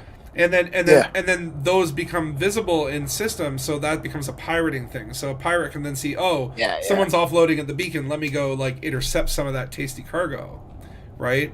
Like, that would be the way to do it, right? And then it's just like, then you don't have to worry about fleet carriers so much. You can just like deploy a beacon and send those materials to whatever market you want. But when you deploy that beacon, you're kind of like also raising the flag of like, hey, I'm here. Deploy a trade beacon sort of thing. And then then it's like, okay, so then you start setting like, okay, set my T9 to dump that cargo. Let me pop into my SLF and patrol until the signal's down. Right? I think that was the trade beacon actually has. They solve it. Frontier, $20,000. Yeah. And the trade beacon has fighters in it, right? So you can actually just log into the fight, dock at the trade beacon, and then just man it as a fighter pilot. So I think that'd be cool for waves of stuff. Like you make it like it's like it's at the nav beacon or something. Like you can go to the nav beacon. Yeah, the nav beacon. And then drop a sort of drop something that basically like is seen with it. Like let's say. You know what it should be? It should be like a live signal where it's like when it goes out, if any commander within 100 light years sees it on the galaxy map or gets a ping of like here a beacon has been activated in this system, and it's like the transfer takes like at least 15 minutes, which is just enough time to get over there. Like I think that would be amazing.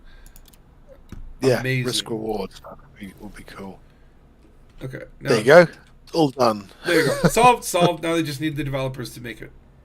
It's on you now, Frontier. And it doesn't work. Watch it. It's like one of the devs that actually watches the stream and he goes, holy shit. Scrap the Q4 feature. We're doing that. It's like we were going to give them pets. What were we thinking? We're going to give them Fortnite dances and pets. So I need 382 aluminum, 71 copper, and then just a boatload of steel, I guess, or polymers. Yeah. So let's see here. I forgot all those fucking numbers. Shit. Hold on. That's why I took the screenshots. It's like literally. I just looked at it.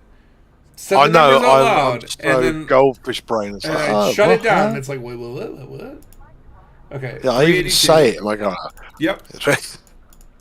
It's what papers for. I have to make them into little songs. Be like 1400 CMM Yeah, composites. 1400 CMM composites. 382 aluminum. 382 aluminum. But then it's like, then they get stuck in your head, and you're like, oh no, this is good. Yeah. This is a hot single. Okay, now I got that. Hold on. Copper is 71. I just like the odds. I love the odds and ends. There's like these random little, like, oh yeah, we need 71 coppers. Yeah. Yeah. What else you got here? Do we need surface stabilizers? It is on the surface, right? Yeah.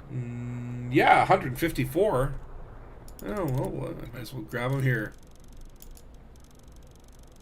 Though sometimes I've done this where it's like, yeah, it's like I'm like, it's like, oh yeah, I'll grab polymers while I'm here, and then I get the polymers back there, and I go, oh no, now I have to make a trip to that station again just for 7 more polymers.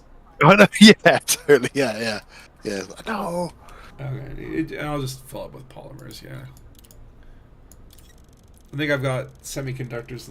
I like on the first station I was like, oh, I guess I'll need a lot of semiconductors and superconductors. I got like 500 of each. It's like most things only need like 50.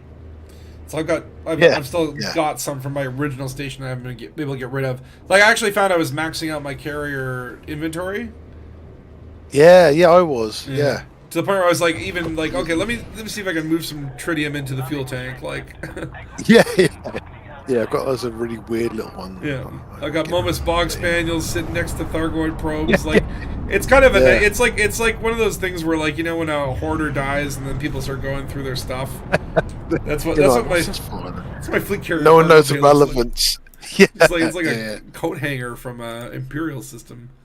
What was he using? I've got it 2 for? years of Christmas presents that unwrapped there, whatever. Or unopened.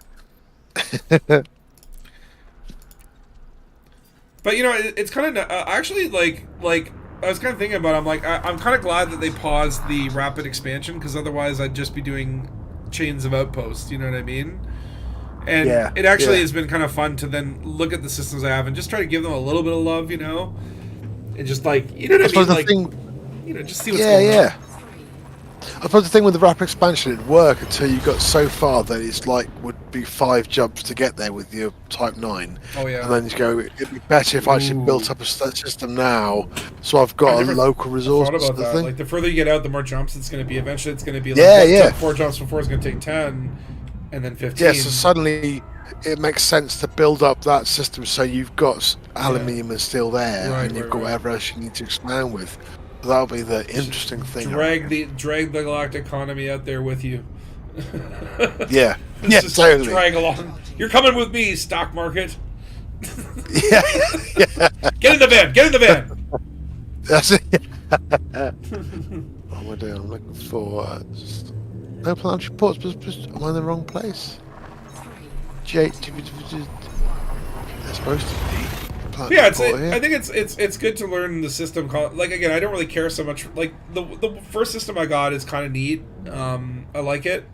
It's special because it's the first system, so it'll be whatever. The next 2 systems I colonized, I went in a completely wrong direction, and it was like, you know, I'm like, I don't really care about these systems. Like, whatever. Like, they're just there, and there for me to learn lessons, right? Because by the time I get to the systems that I want, you know, there's no undo buttons. You got to know what you're doing a little bit. So it'll be interesting to watch. It'll be interesting to watch these grow. Last time, again, everyone's gonna this month. People are gonna start making videos telling us what actually happens. Yeah, I know Canon have been doing quite a lot of jumping stuff out, so they're gonna figure it out. Oh yeah, no, they're looking at the spreadsheets, they're gathering the data, they're gonna be able to eventually be able to say, like, you know, this is like what you should do in what order. You know, a lot of it might be a case of like again, like like if you're starting a new bubble and you get to the daisy chain, you find, you know, six or seven systems that are in proximity that have a decent number of whatevers, and that's where you want to set up your new home. You know, what do you build first? Do you start with agricultural and get your food going? Do you start with refining and mining to get your materials? Like these are all the questions that I have, right? Like where do you start, right? Like I'm kind of just like, so far my experience with colonization has been like just grab random systems and plop something down and, you know, hope to go in a certain direction. You know, just expand. But then it's like when they come back with it, I'm going to be a little more, I want to be a little more like, okay, this is what we're going to do. Like having a goal. Yeah. It's very grown up of you, Space, there. Oh, shut It's up. turning into... Don't insult me. Shut up! Don't tell me I'm an adult. That was the most horrible thing I've ever said to dare you. you. Yeah. It's because I'm instantly disbanded from the server. You there? Yeah. I'm gonna have plans and arrangements. Like, who is this man I'm talking to? People are like, "Where did Takosa go? I like Takosa. Where's Takosa? He was banned. Yeah. What did he do? Call me an adult. Call me responsible. Call me a reasonable person. Won't have that. Can't have that here. Hey. Can't have Yeah, that. you got plans. I have a reputation. Yeah, I know.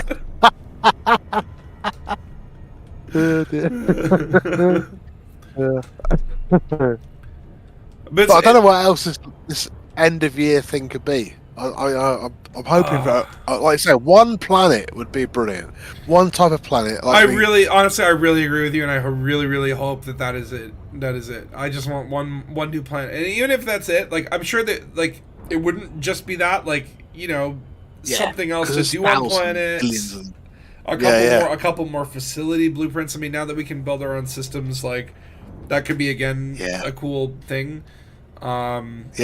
Imagine if they let us design custom layouts in the future, where it's like, okay, like I can build like a base where it's all just like everything just stacked on each other. It'll never happen because it all ties into AI and pathing and all that stuff. There's too much bullshit no one would want to do.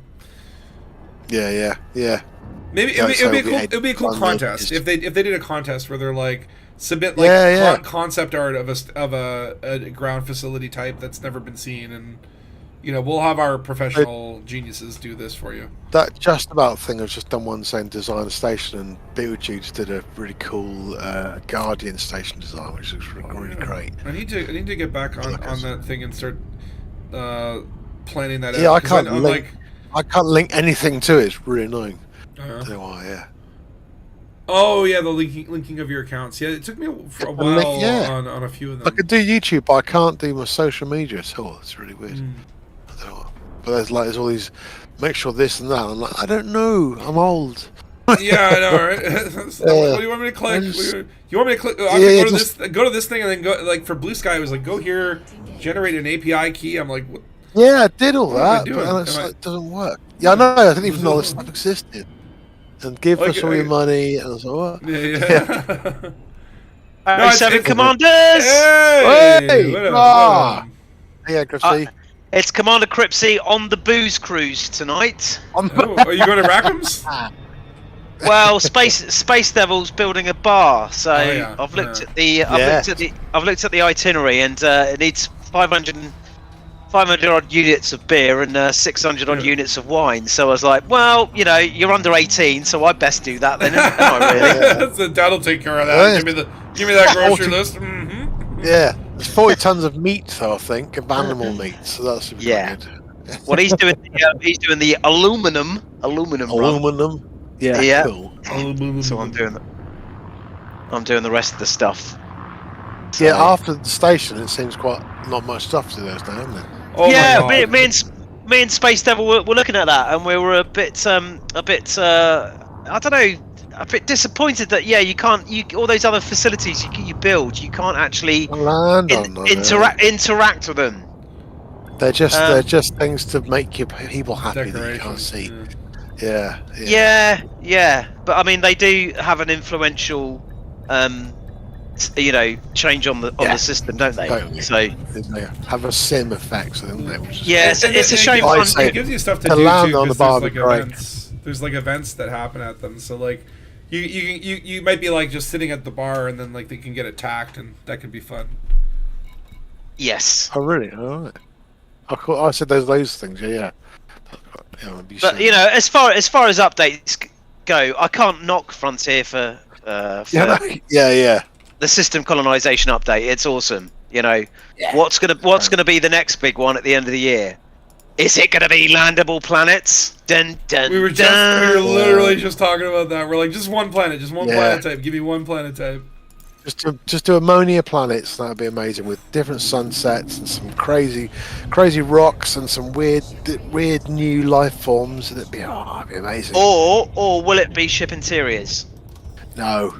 I don't think it will be. I don't think that game. I don't think the game needs it. Star Citizen's got that, and good luck to them. Too many. Yeah, I just like I finally have in my headcanon like learned to accept it, where I've come up with basically my headcanon is that in order to protect the ship's patented designs, there's a chip that they install in your head that's basically from the show Severance, so that when you walk out of your cockpit through your ship, you do see all that stuff, but then as soon as you leave your ship, it's wiped from your memory. I see. Yeah. You can't tell people like what the interiors of ships are for corporate espionage purposes. So it's all there. At the moment, the blue circle is like how our brain copes. At the moment, everyone's ship interior is full of steel anyway, so there's no space in anyone's ships. It's like stuff. People are more likely to guess what Raxel looks like than what's inside those ship interiors, and that's what the Pilot Federation wants. So. That would all make sense to me. Now it all makes sense. Or the third element could be: will it be a twist on something that's coming with a new Thargoid war, maybe, or another race? Well, one thing I thought was interesting is that they didn't talk anything about story, and I think a lot of in the sort of like in the lead up to obviously the Thargoid war and through the Thargoid war, there's been no Galnet for months, has there really?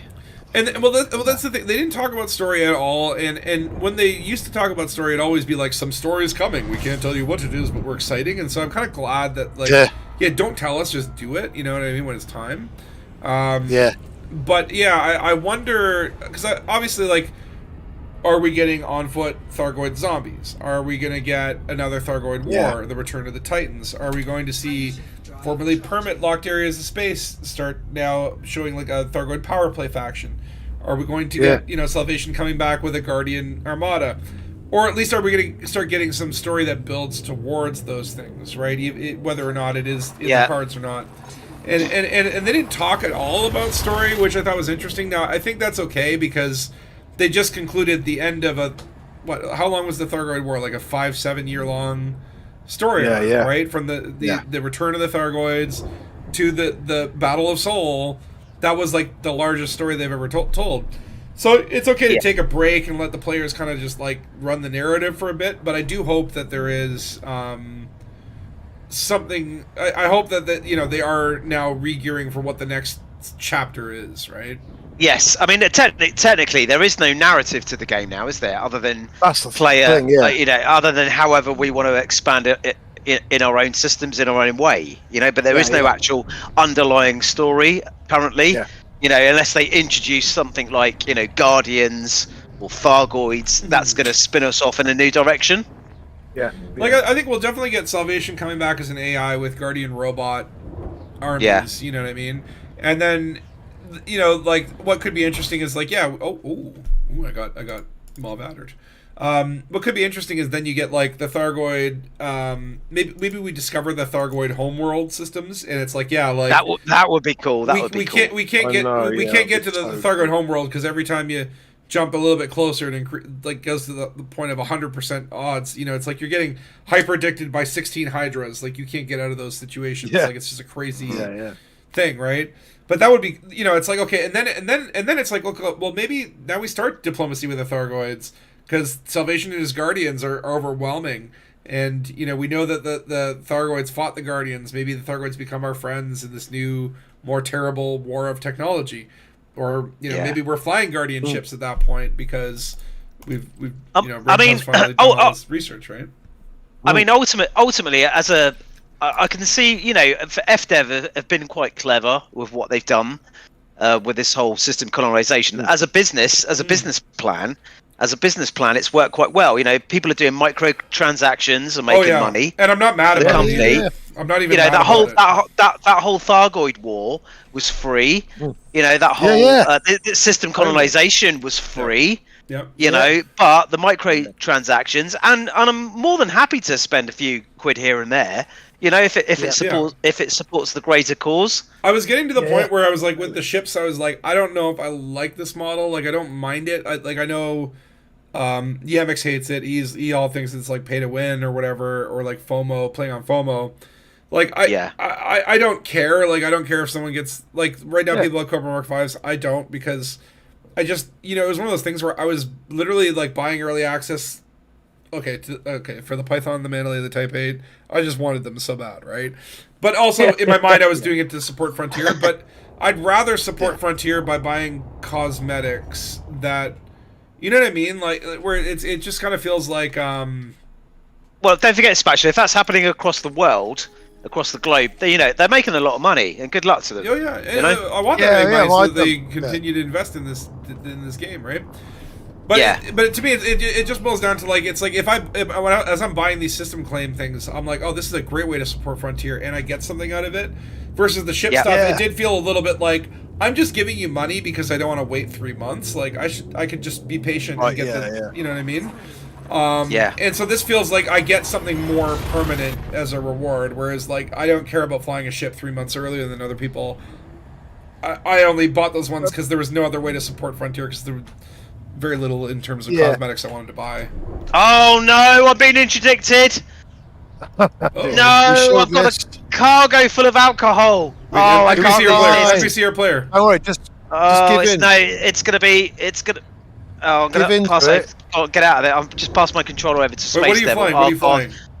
A Type 9 Heavy. I've got no shield as well. You're done. Don't worry, just four give pirates in, on me. Boost away and you'll be fine. Yes, so we got out. Maybe it's an eagle. I got out. Space Devil took over my controller. I got... Whoa. Alright, I'm gonna hit the SEO drive. I'm getting stuck in Blackadders. Yeah, I had a few out there. But like, I think colonization. I think, and this is the thing. It feels very smart in the sense that it's a lot less than you think it is, kind of thing. Like, really, it's like a UI and a system and repurposing all these assets. It's like very clever. They were able to essentially do so much with so little, right? I mean, the thing they've done is they can actually change we can change the galaxy. I mean, that's the bonkers thing, isn't it? Is they've rechanged the code so we can go, oh no, I watched you put that asset down and it will be there forever now, and that's pretty massive, right? But like I say, renaming, oh, that's really cool. Well, like I say, it's actually quite simple because you just place stuff that's already there. But the big bit is actually that they made the game actually let us do that.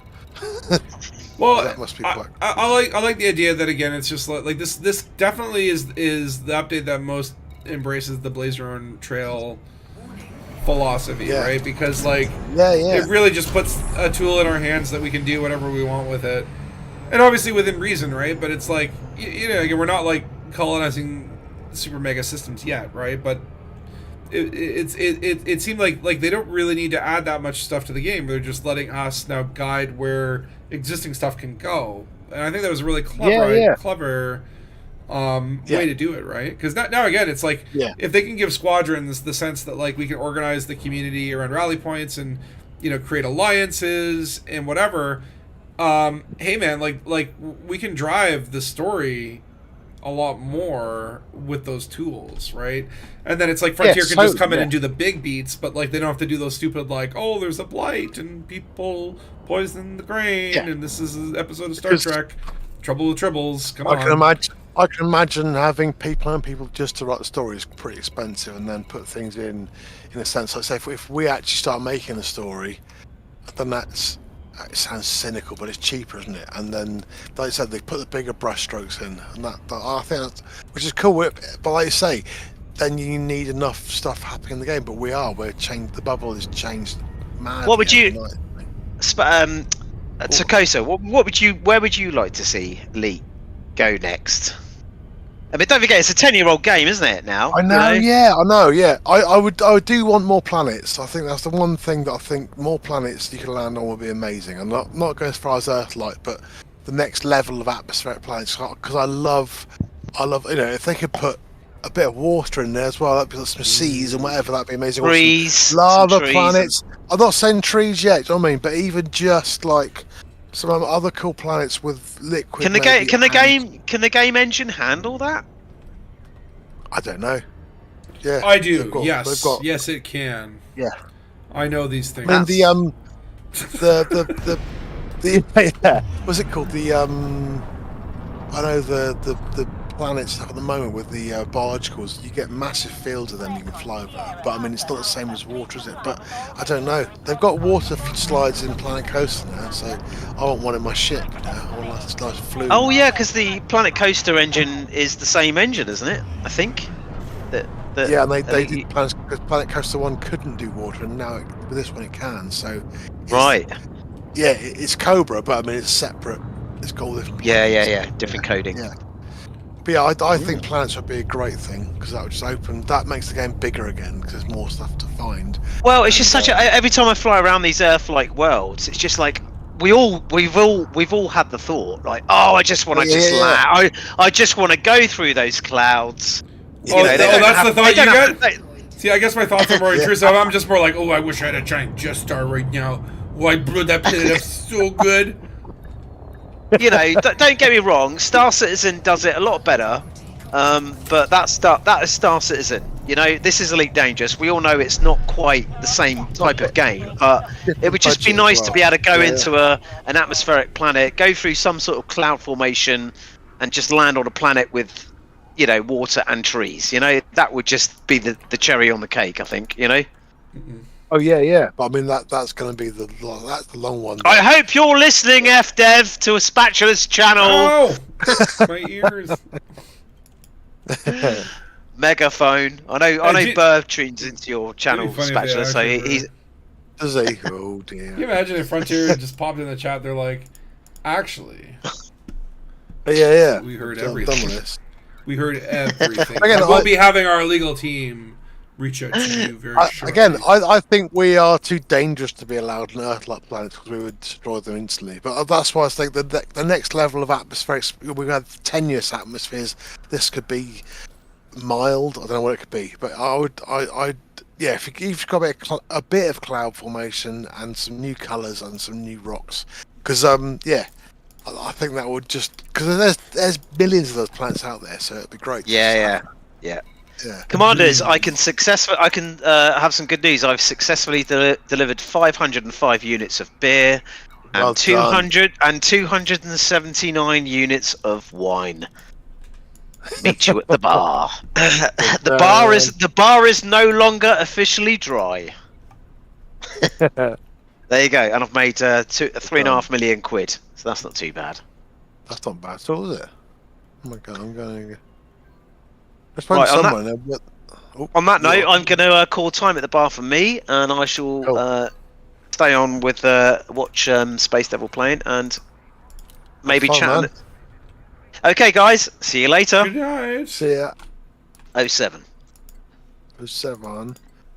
I did the thing where I immediately forgot what the heck I was supposed to buy. I do. Little bit moments of quiet, like I was like, wait, I'm like buying all this liquid oxygen. I'm like, wait, do I even need liquid oxygen? Oh yes, I do. Okay, 686. 686. Liquid oxygen, 686. Yeah, I've got an envelope that I write things on. It's just crammed with little bits of stuff. There's no paper in my room anymore. 686. What was it? Oh, liquid oxygen. Right, 686. 686. Oh, okay. But yeah, I now want NPC convoys of traders. That's what I want now. Yeah, I like the idea of that because like it would like watching your fleet and having to protect it. It reminds me of those old like Wing Commander games too, where it's like you'd have to do an escort mission, and it's like, okay, we've got a hauler going. Oh, brilliant! These coordinated attacks would come, and you'd have to like, oh shoot, they're shooting missiles. You'd have to shoot the missiles down, and then you'd have to go after the bomber, and then go after the fighters. You know, it's just like I think Elite needs more stuff like that in that vein. Yeah, I would like that. Very much. Please, it's got great. It's got. Braven. Has got. Oh, may we have more planets, Mr. Braven. He's not here anymore. He's always here in spirit, though. He watches over everything. Yeah, he does. Yeah. Even when he's dead, I'll still believe that his consciousness was uploaded to the game in some form or fashion. Yeah, in 32K. Yeah. He managed to fit himself in.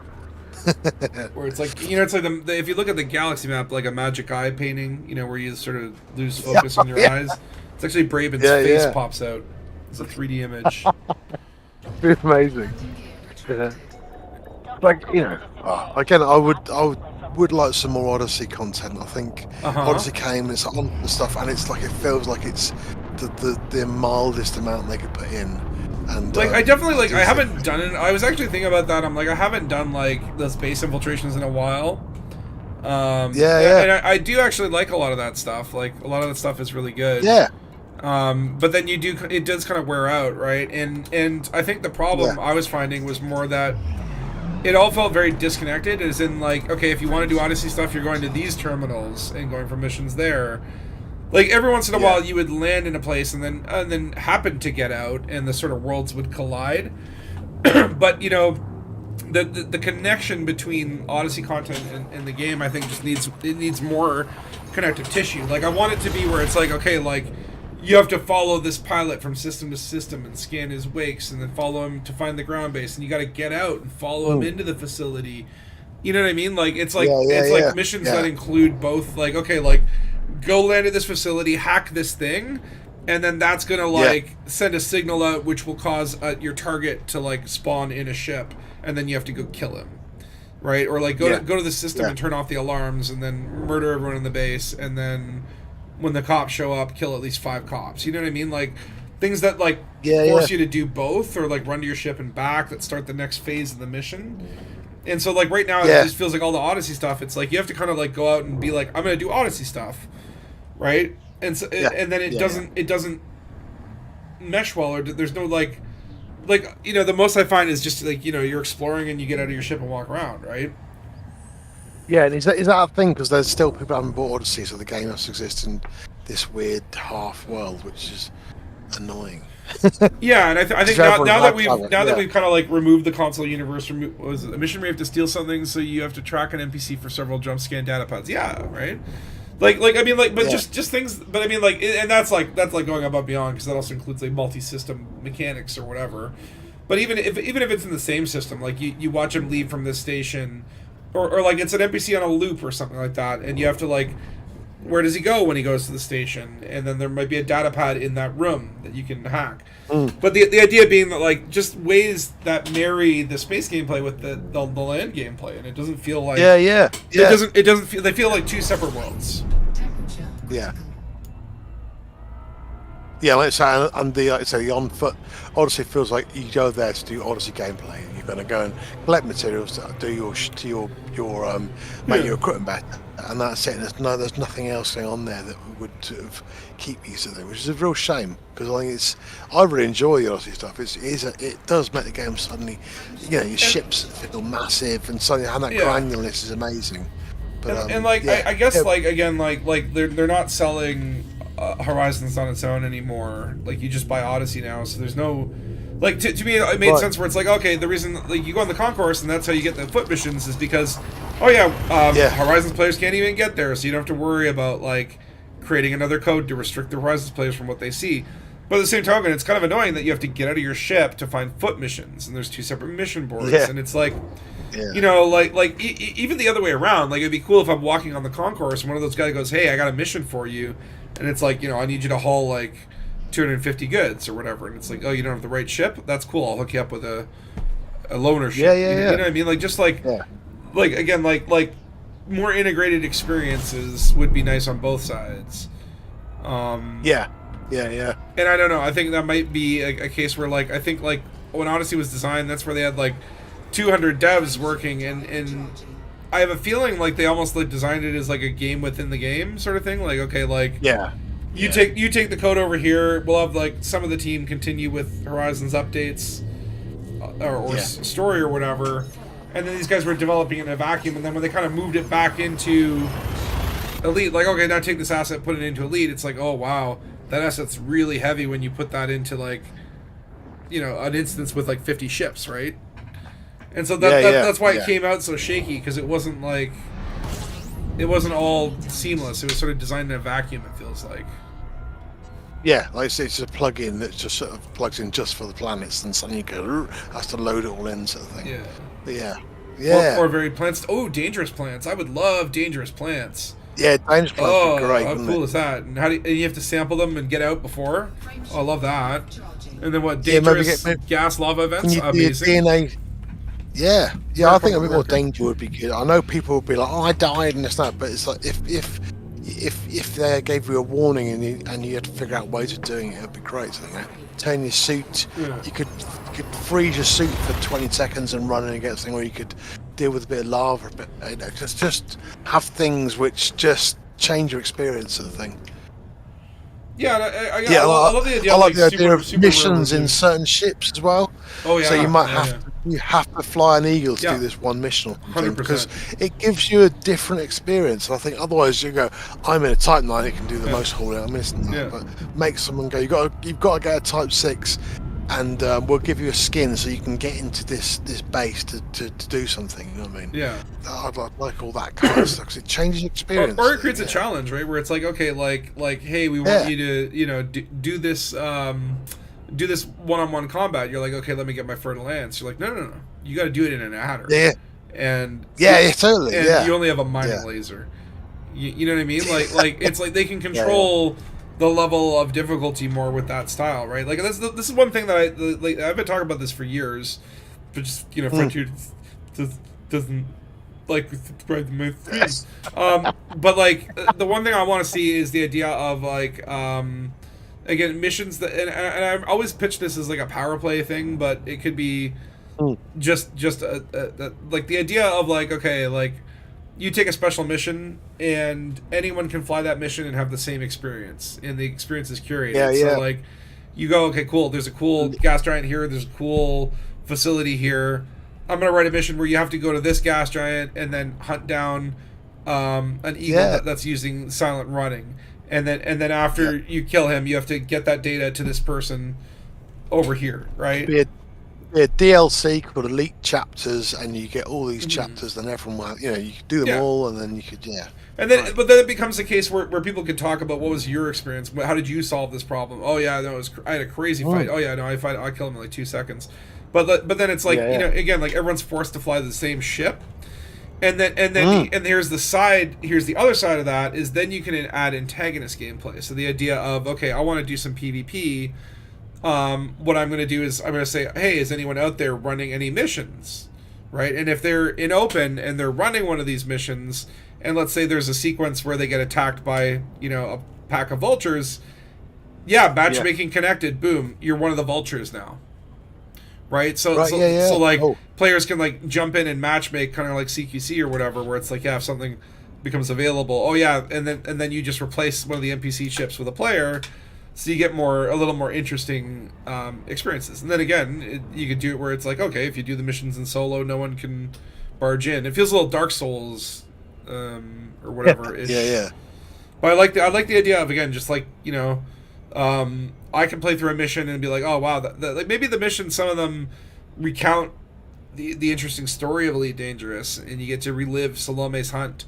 You know, where it's like, okay, this is like a system where they put you in the role of Harry Potter, or you can play as Salome, right? And it's like, you know, either you have to hunt Salome or be or you could be John Jameson and have to sneak into recreate the original Titan mission. I know. Oh my god! Because now they have the assets to do it, right?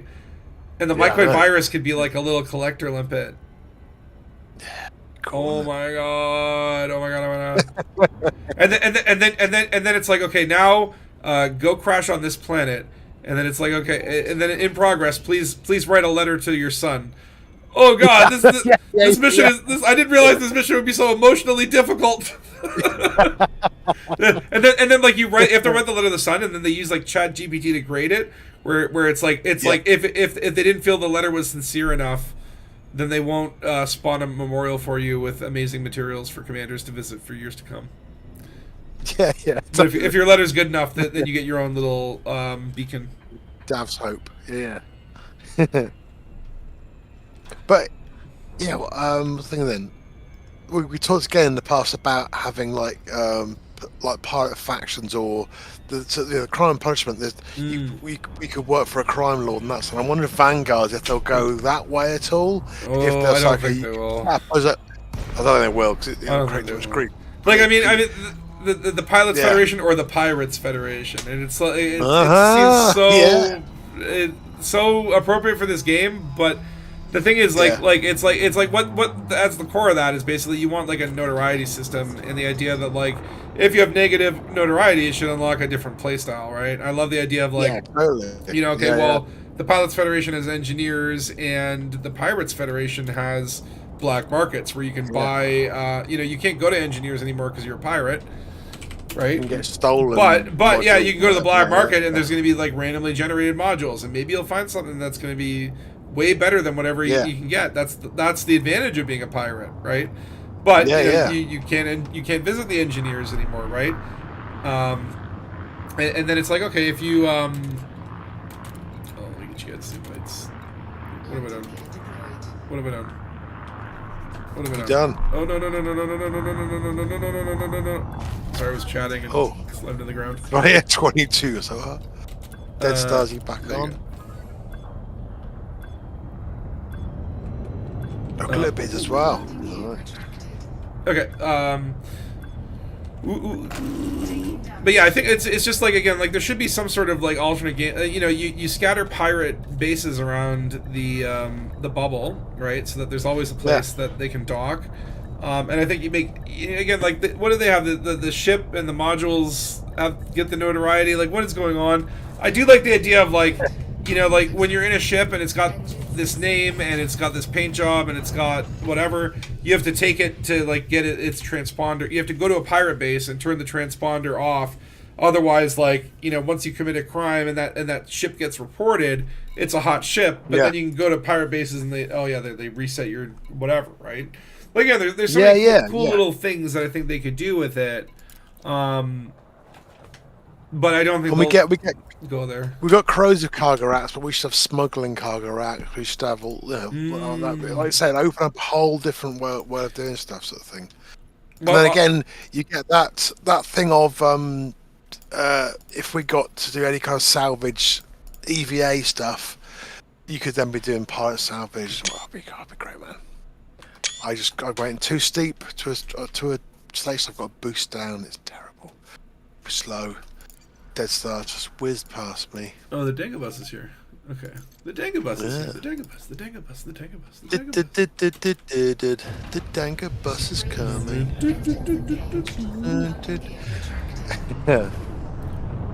I do like the whole thing they do where they give us a bit of a map, and at the end of the year they go, we don't know what it is yet, and I like that because it keeps me excited. If they we're doing, if they tell me all. I thought they actually did too much. I thought because it's one of those things where like I appreciated. I mean, it was cool. I definitely got very excited for that stream, but then at the end of it, I was like, okay, like I am so excited for colonization that I couldn't when they started talking about vanguards, I almost couldn't process it. I know. You know what I mean? It was like it was one of those things. There was a lot, wasn't it? Yeah. It's just like it's like okay, let me enjoy. It's like at Christmas, it's like you open it up. It's like it's a Nintendo, right? It's like open your next gift. It's like no, let's fucking play Nintendo while this is going. It's like it's almost like it was like too soon.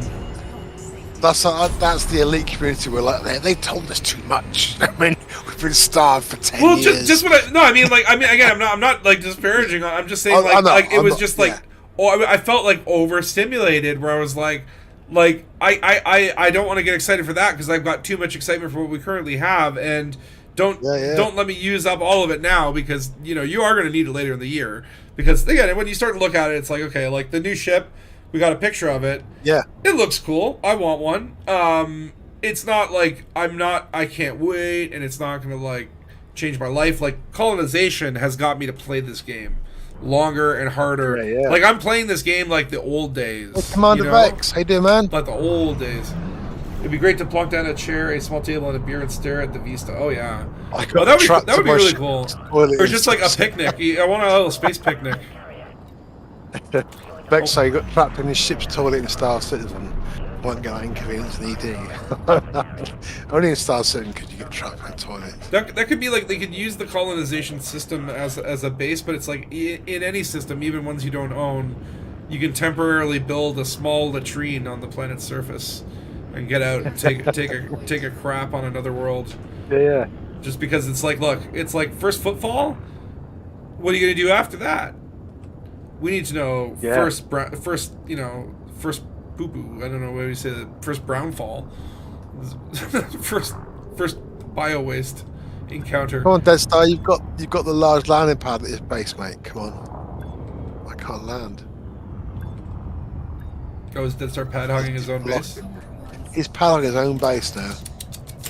Amateurs. He's leaving now. He's got a hint. I kid. Hey, mate, yeah, good to hear you. Good to see you as well, Vex. Hope you're doing good, man. Oop. Let me get my list up here. Hey, Reggie, how you doing? He's pooping. But I think it's like, yeah, we need more first. We need more first did thing on planet. Okay, do I need... Yeah. What do I need? Have your steel? I guess I could haul steel. How much steel do I need? 1,879. Yeah, I guess I'll be hauling steel. That's not too much. Yeah, Reg is here. It's not. Oh yeah, it's not like, okay. Like the numbers are pretty high, but I think it's still, at least for the tier 1 stuff, I find that that's definitely like doable. Like, part of you want to get that gratification as quickly as possible, right? Because like it is, again, like trading is kind of mind numbing. Like here, I'm just sitting here. Like at least I'm talking to you guys, but when I'm not streaming, it's like you're just sitting here, staring at a number go up, right? It's like legit, like watching paint dry levels of gameplay. But it's all for something that's so exciting and cool that you just kind of just do it, right? Like I can't stop, right? Like I can't stop. Someone help me stop, Terrible, isn't it? please. Yeah. Tell Frontier to ban me. It needs. We can write a letter to them. Stop, please stop. This game. No more Stop. updates. Need life, please. Yeah. Can we remove the last update? Wait, no. Death Star's Outpost sells Onion Head? Hell yeah. Yo, check out maybe my pirate base does that. Hold on. If you go to my other place, Pegasi GMA5, like I built a pirate base here, the Mamulian Town. Mamulian Town. And it was like when it's like you're picking the outpost and it's like the pirate type one. Because I wanted to have a pirate base. Ship stuff wherever you want. You can if you want, you can ship stuff to this new base. I have a few bases going on. Power cells are 112 lights years. I'm trying to get Rossi Analytics here up. Sorry, what? I'm trying to get power cells for this thing, and it says the nearest ones are 100 light years away. Oh yeah, some commodities be like that. Some of them do. Some of them it's like you have to go like pretty far. If you go on Anara though, depending on what you need, like if the default option on the search is set to quantities of commodities, then you have to then you can sort it by light years, but it'll also only show you like the first 200 rows, which means anything above like, you're not going to see anything below a supply of 2,000. If you change the drop down to distance, then it'll show you even places where they're selling supply of 4. Oh, cool. Right. So I found that to be useful a couple times in terms of I only need like 10 of these. I don't need a lot. I don't want to have to go like 5 jumps just to get I'll do the past sales in a Type 8, but not in this darn thing. Yeah, definitely. It seems like there are these like choke point sort of commodities where it's like, okay, like there's only like one system close here that sells them. So God forbid the other players find it and dry up the supply. Otherwise, I'm gonna have to jump halfway across the bubble. And that's where it's like, okay, those are what you need to fill with your carrier. That's where you need to just get the carrier stocked. The Muon is what the Muon. Oh yeah, Muon's. Yo, if you bring no, never mind. I need 197 of those too. Like if you want to bring them back for me, sure, but I'm gonna need to get them eventually. So have you been playing everyday Spax then or not? Because you've got pretty much.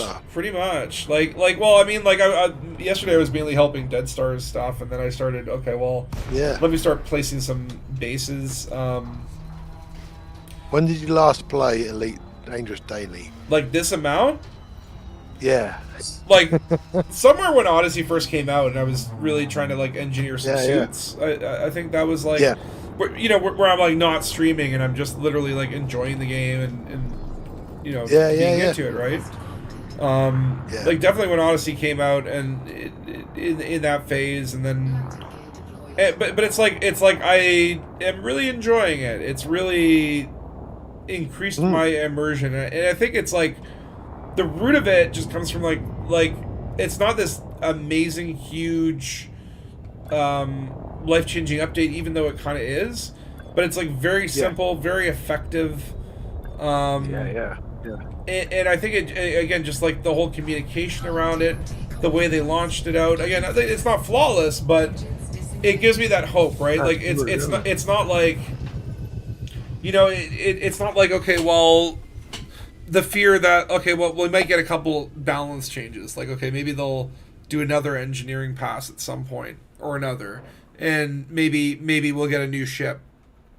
You know what I mean? Like it really does feel like okay, these guys really are still going, and they've got, again, maybe they've scaled back the ultimate ambition or scaled that out over a longer period of time. Like who knows? Like I feel the way I'm feeling right now is like we could get ship interiors at some point in the future.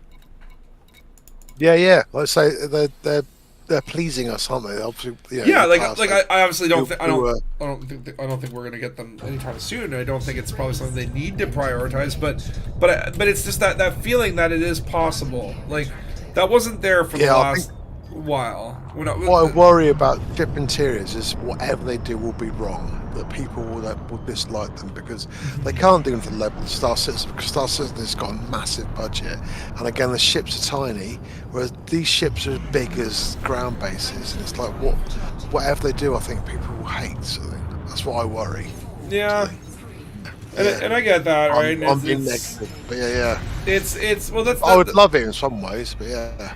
But I mean, like here's the thing, like space fans. I don't think you can please everybody no matter what you do, right? I think it's always like a case where can you please the vast majority, or at least can you make something that feels special to some people, even if they're smaller groups, right? Yeah. And for me, again, when it comes down to like ship interiors, like I don't think it would be something that would please the majority. I mean, I think most people would prefer to have it than not. I would prefer to be able to get in the lift, get into the ship, and then maybe there'll be like a level I go that's off a lift. There's a hab level, there's a engineering level, and there's maybe my cockpit. So it's not the whole ship, but there's like a feeling of that. Oh, sure. It's a bit more achievable. Hey, what up, you know Phil? what I mean? Yeah. That's how I see you sneaking there. I'm here. I sneaked in. Yes. Hey. Hill Barnes. Hello.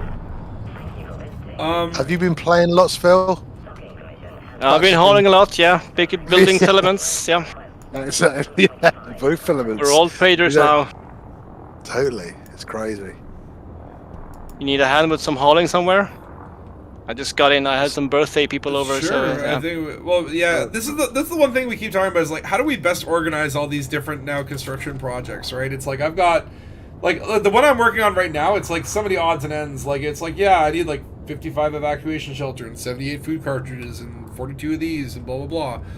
But it's very hard for me to share that. And then at the same time, it's like, how many systems do we have where we've got some active stuff? I've got stuff going in other systems.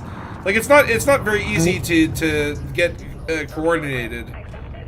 Like with the we need like some totalitarian state where it's just Spatula's list. No. I was more saying we need like a third-party tool developer to create some cool, awesome tool. Not that I am now Space Mussolini and build my bridge over here, please. Thank you. Or I kill you all. Or I kill you. No, it's more. I'd love to see like someone create like and maybe this is something. Where's the Elite Dangerous people when you need it? They might actually be already working on this. They're top level NASA style geniuses. How many muons do you need, Spatula? Do you know? Let me see. Muons. If my memory serves me correctly, exactly 197 muon imagers. And not memory. I look at a screenshot. And then I did like 161 structural regulators, 41 superconductors. It's all just like the shopping list stuff. Like, it's easier to be like, oh hey, if you go to any of the places in what's the other place I own, HIP 6309. I remember it because it's 69 with a 30 in the middle. HIP 6309. Yeah. Where the hell is it? Why can't I see it? Where are we holding now? Where's Bologna's? Where's Pegasus sector thingy? Yeah, Pegasus, isn't it? I think. I see it, yeah. Oh, here it is. Okay. So in HIP 6309, there are several projects going on. But they're all ground projects. So you'd have to like go here and go, oh, look at this. And then you'd see... The one you're working on, Spatula, is a ground project, isn't it? You're doing now? In Pegasus? Yeah. Which I like the ground stuff because the ground stuff. Which system? The one that I'm in, Dead Star. I don't know what the name. I don't know how to say the name of any of these. We need system naming just because it's very. It's just like hard to communicate where you're like a Pegasus 605029035602001 dash. How many systems did you get to colonize, Phil, before they paused it all? Oh, just one. Oh, it's one. Okay, cool. Yeah, but it's like 47 slots for settlements on ground, so I have plenty to do. 47? Oh my god. Yep. Ooh, yeah, good one. You don't have to do it all, Phil. I know what you like. No, but I can't do anything else at the moment, right? Yeah, Right. totally. Yeah. I haven't even got one yet. I've been too busy. Yeah. But I expect you need some steel or aluminium, I think. Steel, I probably need about maybe 1,000 or so.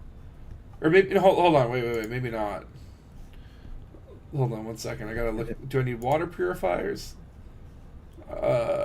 Ceramic composites I need.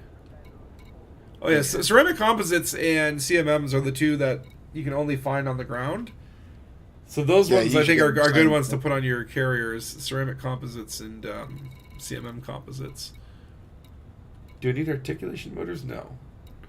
I don't have anything for... Oh, building fabricators. I probably need those. 103. Okay, I got those. How's the technology? Do I need more aluminum? No, I got all the aluminum done. Yeah, I've just got so much crap in my carrier right now.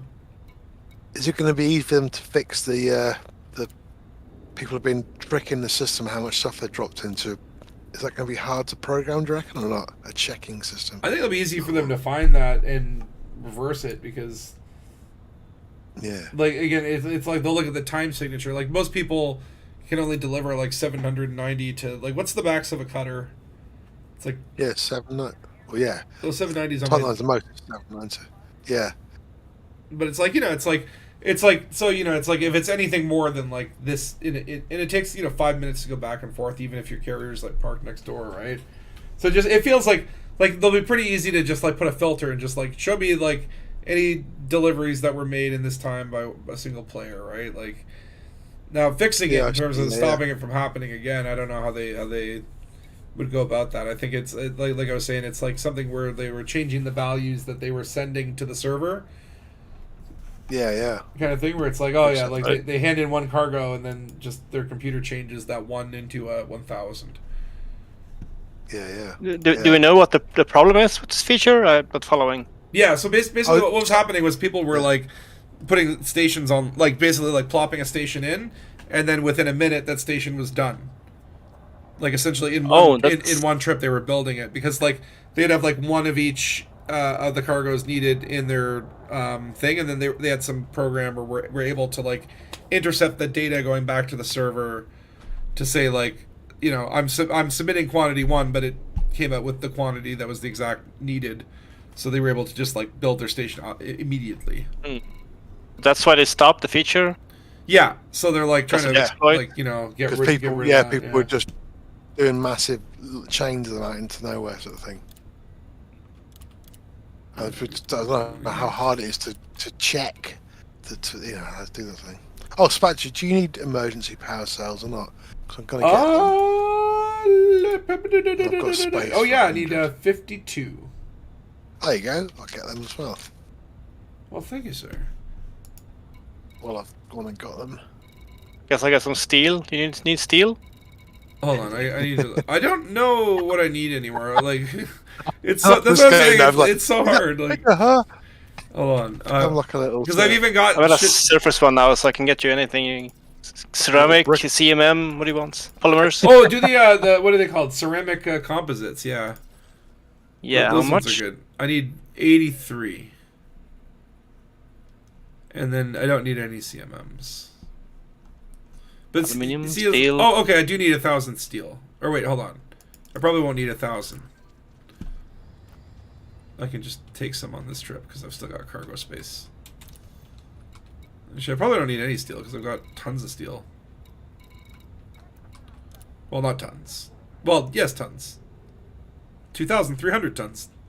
Tons of tons. I wonder how tired the whole Elite Dangerous community is at the moment, because they've all been. Oh, gee, I'm in physical pain. I'm literally like just chugging ibuprofen, strapping myself to the chair 8 hours a day. Just haul that shit. Let's build some systems. Let's colonize everything. And then I'm like, and then well, it's like so I actually I have a knee injury or whatever, and I actually was like I've been limping for like a few months or whatever. And initially, it's one of those things where it's weird because like we have free healthcare here in Canada, but 90% of the time my reaction is like, you know, it's like if my throat was open and my jugular was spewing and there's blood all over the wall and someone was like, "Do you want to go to the hospital?" I'd be like, "Well, let me give it a little bit and see if it calms down on its own." You know? Yeah. So it's like I've had this knee injury for like months, and I'm like, yeah, well, you know, it's like knees probably take longer to heal. I'll see what happens after 4 months, right? So it's been like 4 months. I'm like, yeah, that knee's still hurting. It's like I go to the doc's office or whatever, and I'm like, yeah, I need one of them. What do you call those? Them X-rays. Give me some of them X-rays, and no bones sticking out or anything. Well, and I'm like, well, no. It's more like there's one specific area that hurts, and it's just like I don't know. He's like, how did you do it? And I'm like, I don't know. I probably injured myself. He's like, okay. I'm like, I don't know. I don't know. I literally don't know. But it's definitely my fault. I definitely did something. It's like, you know, I probably stubbed my knee one too many times, twisted as I was falling or whatever. You know when you were ill and you slipped over in your own ill that night? Sure. It might have been I kind of slept on it weird. Who knows, right? I don't know I don't know what I did. I just know that like it's been so long that, you know, I kind of forgot that I'm in pain all the time. Totally. You know, it's like I've just gotten used to the fact that I'm always in pain, and I was kind of reminded the other day because now my fucking arm is in pain. And he's like, "Oh, do you need me to check that out too?" I'm like, "No, I just need to stop playing fucking video games." I'm like, I know how that one's happening. I know it is, I've been holding steel for so long. Yeah, that one's Elite Dangerous right there. It's like, okay, like my knee I don't know, but this one I know. Yeah. It is kind of addictive, yeah. Like I really do. Like I'm probably like not gonna play for like a couple days after this, unless if they go and switch it on and say colonization is a thing again. Fuck my arm. Yeah, that's it. I can get a new one in the future, robot arm. But I can't get a new colony. I mean, again, whatever. It's a video game. It doesn't matter. You should not physically put yourself at risk for it. But I'm like legit. My arm is sore. It's like the worst I've ever gotten from a video game, right? Because hauling is very, it's like less dynamic, right? And so you get kind of sucked into it, and then you don't move for long periods of time. So I've had to now okay, every 20 minutes I got to get up and do a little stretch or something, right? Which ironically, I think I'm going to land here and go for bio break. Right. Bio break / stretch them legs. Don't let your old Kaji limbs do you in. Yeah. Take control over your limbs. Smack yourself silly today. Who's dog here? I see someone there. Oh, it's Glitterbeard. Oh, he's got a Type 8.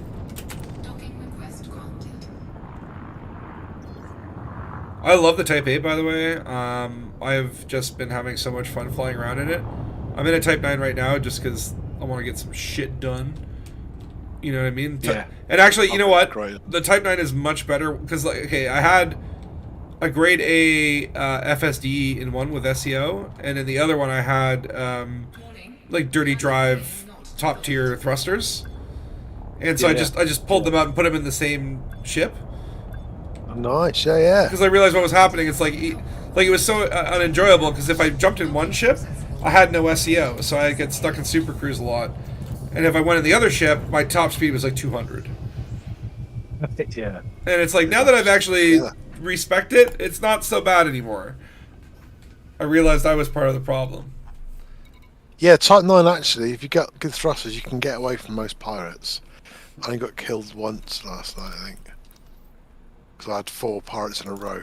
The worst thing for me is hitting the station on the way out. I've been down to 5% hull. And the shieldless Type 9. I've just been searching on YouTube or something and just crashed really badly inside the station. It's oops.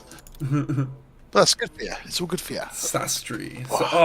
If this was Sassy Astrophysics Assembly, I would go with this name. But it's no Sastry. I'm just picking a new name for this new research base. Plyaplenko? Plyaplenko. Otero? Joshi? So how many what's it called? How many naming tags have you bought then? So, okay, at this point I've only done 3 custom ones. Right now I've been re-rolling, and sometimes it will Bakary Analysis Center. If I could get something like weighing inspection site randomly, then yeah, I could save myself some marks, right? Really. It's like 12 hours of pressing it. Well, it's honestly it's the stress. It's the stress too. I could just click this button and eventually something will burn research facility. Yeah. That's kind of fun. It's not burn the research facility. Whatever. I'm gonna keep going. But you know what I mean? It's like if I go into custom, then I'm gonna sit there and overanalyze it and be like, ooh, no, it should be fuck it. You know what? I'm gonna do a custom one, and we're gonna call it Lab. Spatcher, you've been tab hogging. Lobby Lab 69 lead feet. I don't know what's Ohio Sigma. The other thing is, if I get Sigma approved, if I go down, my friends list is insanely full now. Yeah, dude. I looked at it the other day. I was like, I've never seen this many people online. I've never seen this many people online, even during the Soul War and shit like that. Deserters. Yeah, totally. Deserters. I know. They missed all the fun though. That's the thing. I'll get off the pad just in case people are trying to deliver here. I'm gonna land and do a bio break. Hold on. I'll just land off pad. Are you still? Dead Star's waiting to dock, and you're waiting for you to move your ass, actually. Well, I'm sorry, I was in the menu. I have your Muon things here. That was from a while ago. Okay, so yeah, I did. I'm sorry, Dead Star. Oh, come on, let me. I need landing gear. Hold on, that's why. No, I got that. It's now it's called Labby Lab 69 Lead Feed Ohio Sigma. What have I done? I love it. So stupid. But thankfully, I can rename it as many times as I want. That's a nice little feature.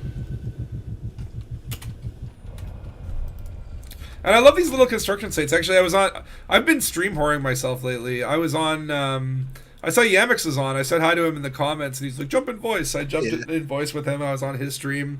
And then the next day or whatever, Barefoot said hi in game or whatever. He's like, come join us or whatever. So I went down to Ghost Draft's planet, was like running amok with them. Oh, cool, man. So I've been just like stream whoring, you know, getting out there, you know, seeing other streams, you know, just playing the field. but with Ghost Draft, we did a little SRV race. It was like a bigger facility than this. I think the large ones, whatever, but it kind of makes like a little bit of a racetrack where you're kind of like going between these like shipping containers kind of thing. Yeah, Alex Turner was did a video showing that. I think it was quite cool. So I'm like, I actually like the idea of just like and I hope, because you like essentially have never bring materials to this construction site, and you'd always have this kind of layout. Yeah, right? if you never finish it, it's always there. But I'm like, you know what'll happen is like the people will be like, okay, like Alex Turner will use this for buckyball race and like announce it, and then before the race is over, you'll get like the new gankers will start just like trading materials to stations that, you know. Well, what you do is you do it the best time, and then you make sure you finish it before anyone else can put a time in. I guess you do have to leave the instance and come back before the changes like happen. And but what would more likely to happen is that like with 50 people instancing there, someone delivered the final commodity, the whole instance would just crash for everyone, right? Like it would just completely annihilate itself. Oh yeah, what is this thing at Lalande 25224? What? Who's it called? Seen the spin at Lalande. Barefoot said earlier, "Oh, if you can land at this place, I'll say you're betting us something." Wait, is this information from Barefoot? Because if it's from Barefoot, then he's just going to murder us when we go there. Trust me. Go there now. Is it really good? Go to the Landy 2-5, whatever I sent. Trust me. Right. Okay. I promise. Okay. All right. Let me go get a different ship because I'm in a cow. Big spin? We've just left there now ourselves. Big spin. Was it cool? Okay. All right. Let's do it. I have a feeling that we're gonna die. This is Barefoot's like. Oh, you may die. Plan. I'm not saying you're not gonna die, but you will definitely have fun. And you will definitely. As long as it is a glorious death. All right. Fuck it. Let's go. This thing. Big spin. What does that mean? Okay. You'll see when you get there. No spoilers. No spoilers. Is it one of those like white dwarfs that's just out of control? You need shields. Just wait and see. There's no way you'll guess it, so just wait and see. You need shields. Lantern light station. Okay. Yeah, you know Lave, right? What? Yeah. You know Lave, yeah? The planet? Lave. No, the person from our stream. Oh, Lave Lane. Oh, yeah. He built a space station, and right. This is where I'm sending you, and I'm saying no more. He's managed to place somewhere insane. I can imagine. Yeah. Is it in a planet? Is it going to be in the center of a planet? Just go there. It's very Ghost Draft. Is it a lighthouse? This is the most Ghost Giraffe thing you've ever seen.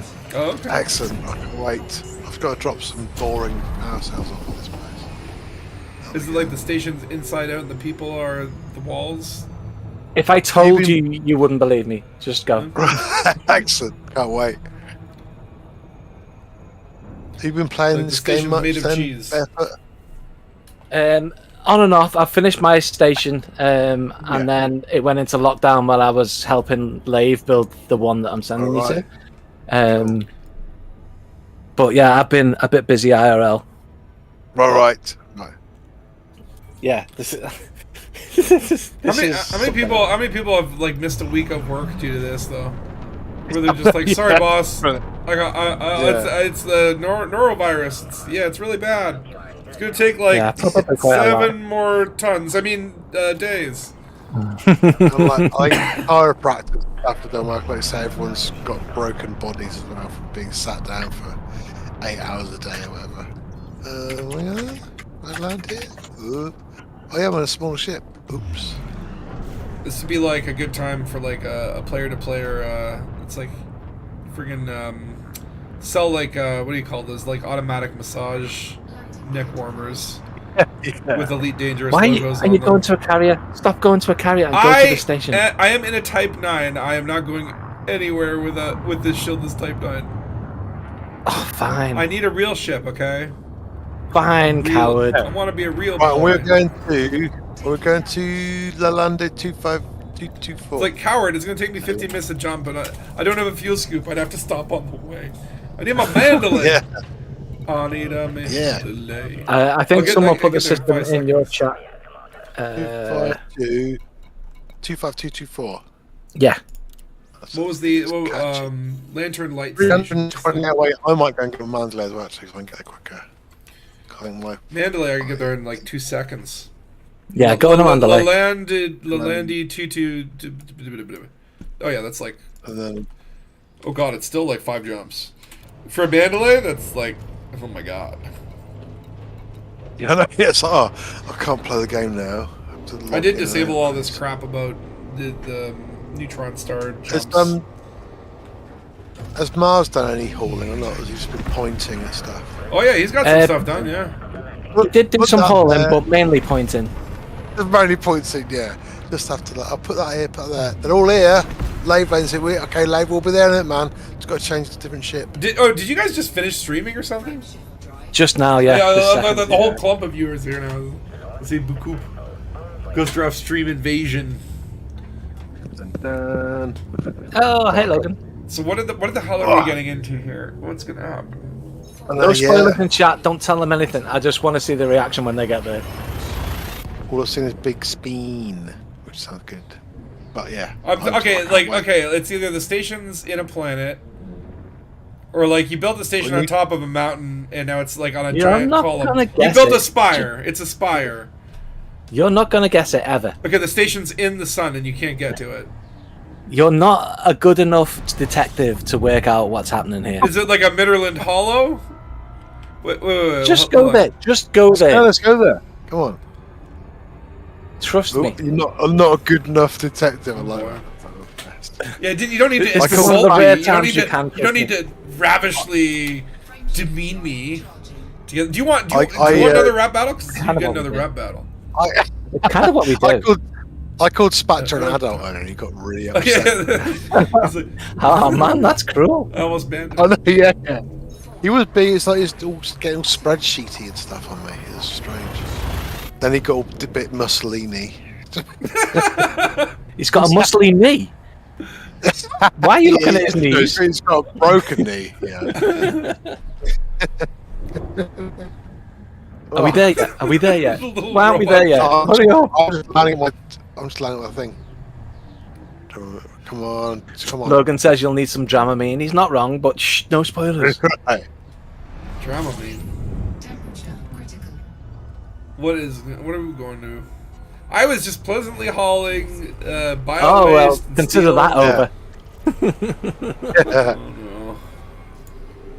Wait, is this a whole trick to get me to haul CMM? You're gonna kidnap me and force me to fucking haul aluminum for the rest of the night? No, this thing's really cool. You or Tokuso can successfully dock at Lantern Light Station. What do you mean successfully? As in, fly into the station through the mail slot and land on a pad. Then I will fully admit that you two are the the Wow. No. That's not good enough. I want you to haul 1,000 tons of titanium. I will. If you or Tokuso can fly in through the mail slot and land on a pad, I will bring you 2,000 tons of titanium. I'll do it without flight assist. Okay. I can't wait to see this. It's gonna be amazing. With no flight assist. Okay, no flight assist. I can't wait to see this. It's gonna be amazing. I'm like, okay, wait. Is this like a Midderland? Is this gonna be like a Midderland Hollow kind of thing? No, it's gonna be spinning. Where you can't even like maybe it's like rotating the sun at 1,000 miles an hour. Mandalay. You probably can't even dock with the station.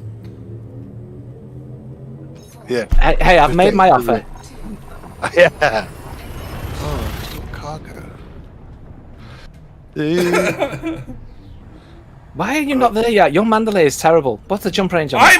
I was in outer space. What you just like you're mad at me because I wasn't closer. You're just like yes. It's like, hey, I'm at Sagittarius. Where are you? I'm in the bubble. Oh, why would you be in the bubble? You should be in Sagittarius. I literally told Tokuso about this like 2 hours ago. Well, I didn't see the message. I was holding. I was looking at stuff. Where's my Mandalay gone? I'm in a trade coma. My arm hurts. I'm just like trading. I'm putting titanium over here, putting steel over there. Yeah. I don't know what's going on. I don't look at the news. There's no Galnet. There it is. Go there. I see it. Go. It's now, okay. jump. I'm jumping into the station. There's a 30-second delay, by the way. If you're watching the stream I am watching the stream. Yeah. Yeah. YouTube delays everything. Boo. Give enough time for the sensors to get in before some highness happens. I want to just go into Ooh, nice little. Nice. What is it? The cookie jar? No.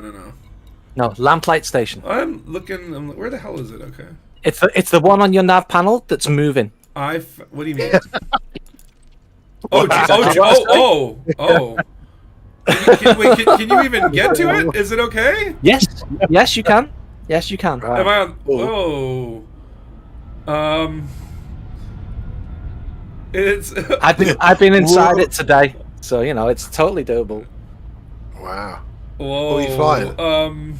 Okay. Lots of I shit. feel like I'm gonna hit the exclusion zone shortly, but No, you won't. You'll be fine. look at my speed. Now, go my slowly when you get close, and you'll kind of sync with its orbit, and then you can just fly over to it and drop. It's easy. What the hell is going on? Even you can do it. This is so weird. Oh my god! Don't go into the light. Don't go into the light. Oh my lord. You want to sort of New Africa get it to run into you. I can't get slow enough. I have the right distance, but my speed is too fast. And I can't. Well, if you've got the right distance, you should just be able to turn on it as normal and just fly up to it as normal now. But I can't. It's you know what I mean. It's like my speed, my alignment's right. What if I get closer? Bring amateurs to a place that's fun. But did it just offer you the placement of this? It wasn't. You just get slots. Am I actually able to get all the way to the star now because the station's turned off the exclusion zone? No, the exclusion zones are very much there. Just get closer. Stop being a wuss. I'm heading into the star though. Get closer. It's fine.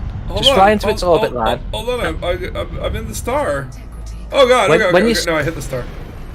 Yeah, when you see the arms start to freak out, you know you're in the right place and you can turn to the station and just land. Well, drop. Oh my god. Yeah, when he built it, it was fine, and then after the hotfix, it was this. Really? Wow. It's just zipping around. That's amazing. Can you see it? Can you see it in camera mode? Let's see.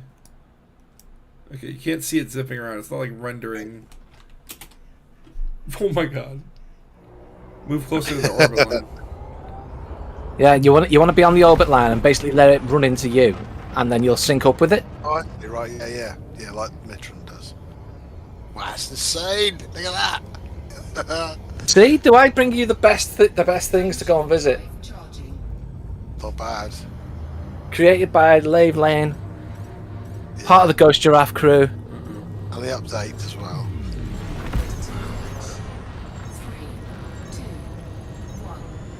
You should check him out on Twitch. He's pretty cool.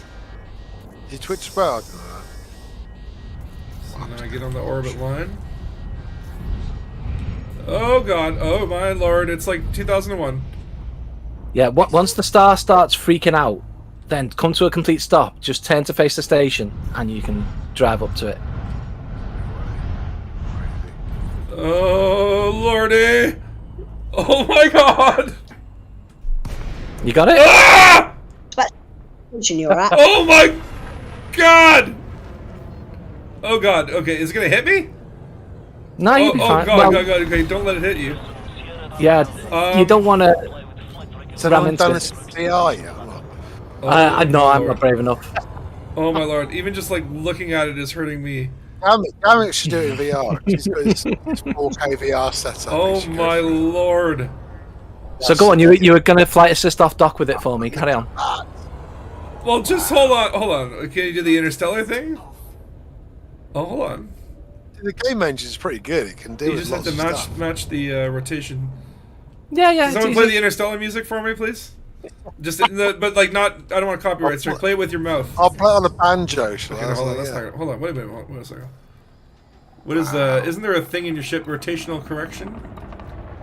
Oh yeah. If you do manage to get inside and you take off and you'll sync with the rotation of the station while you're inside. And if you go right in the middle of the sort of inside and then turn off rotational correction, you'll just spin like crazy inside.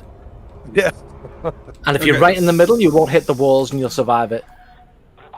Okay, so there is a mail slot. Easy. Oh, there is a mail slot. I've successfully left the station. If you, like, what happens if you die here? Do you spawn inside of it? Yes, you do. If you crash into it and get wiped out, you will spawn inside of it. Okay. I am... Like, what the hell is going on? Okay, I think you have to spin. Because that's the only way I can make out, like, what the mail slot even looks like. Okay. It looks like a roly-poly. It looks like a friggin' potato bug, you know what I mean? Wood louse? See? Not a trap. Wood lice? The problem is it's all on an angle. It's just going all crazy. Okay. I'll give you a clue. Auto dock doesn't like it. Oh my god, I wish I had an auto dock on me. Okay. I'll try to get in. Yeah, auto dock will get close and it'll just like move your nose in circles while it tries to line up with it forever. Oh my god. It does look like it has a lightsaber, doesn't it? Okay, what if we just run at it and try to brute force the problem? Oh my lord! Okay. Alright. Fine. The problem is, it's like if the mail slot was like the axis it was rotating around, it would be totally possible, but... Oh yeah. This is like... But that'd be easy. I can see you, Spatula. Come in to help. Yeah, I think you're gonna be a bit late if he keeps trying to talk like that. Hold on. Gonna boost straight in. I think I got the hang of this. Man, people say my landings are bad. Uh-oh. This is insane. Watch the back, by the way. Oh my That's God. like a massive baseball bat. You don't want to be hit by it. Can you get out of your ship in that station and go on the Yes, concourse? you can. Yeah, it's fine once you're inside. Cool, it's a cool station as well. If you look out the mail slot, you can see all the stars just being mad outside. Oh, like inside the mail slot, it looks normal. Yeah. Yeah, once you go in, you rotational correction. No. This is the one that starts with. Oh, it's a tier 3 one. That's cool. It's really nice. I like it. Probably took a lot of hauling, but yeah. Oh yeah, I think he said it was 250,000 tons. I think he said. No, wow. I wanted to help more with the construction, but life didn't line up with it. But I'm so proud that I did contribute a little bit to the creation of this monstrosity. Well, yeah, what do you think Frontier would do with this? Like, do you think they'll come in and fix it, or do you think they'll leave it? I don't know. Like, obviously, they probably wouldn't want this to happen, but this is like my nightmare. I mean, my dream. Like, not the opposite of nightmare. You can't really see. I mean, I'm conflicted because on the one hand, I know how hard Lave worked to build it. Yeah, of course. I want him to have a functional station, but on the other hand, this is now a legend. This is this is more important than one man's dream. This is like New Africa. Yeah, Hut Noble. This changes everything. Yeah, if you look out the window in the bar spatch and look into the mail slot, you can see the stars outside. You can, but not that much. Yeah, I'm gonna go back to the ship. Yeah. How did you even get any spatch then? Huh? It just died. It crashed into the outside of it. And died, you can get in the old one of the oldest ways. Oh, I see, right. The old ways still work. This is just murder yourself into the problem. Yeah, I nearly made it. Okay. Yeah, you can. So... It is possible to leave. I've done it in my paper Mandalay, but I only had 7% hull left, and it is tricky. Is that pay-per-view? Yes. Oh boy. I'm a little bit concerned. hope the about the orbit was on Thursday, but What is the thing? What is I know. How do you turn? Oh, yeah, I see that thing spinning. Don't turn off okay. rotational control until you are certain you're in the center, if that's what you plan to do. Oops! No! Don't boost. Okay. Okay,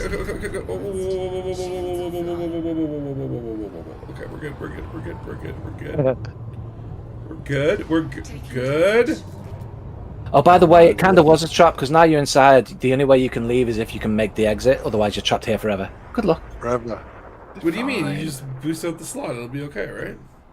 Oh yeah, fine. That's what you did. Unless you die on the way out. No! Wow, look at that. It's insane. Wow, yeah, can't get out of the mail slot, can you? There's a Sidewinder going out the mail slot right now. Or no, he just came in. Someone on How your did he radar, get in? How did he get in? NPCs can do it. NPCs can do it. NPCs can do it. They're much better flyers than us. Yeah, if you look on your radar, you can see someone who's either outside or turned off rotational control. One of the two. Yeah. How do you turn off your rotational control, though? Right panel, ship, and it's in the it says hold input mode. Hold on. Do I even have a thing for that? This is where you go into ship controls. You're like, oh, what would that be under? What's this? Go down to the little chip icon on the left. System colonization. Oh no, it's not in there. Where is it? It's in there somewhere. I know it is. I just did it. Oh god, there's so many options. There's so many options.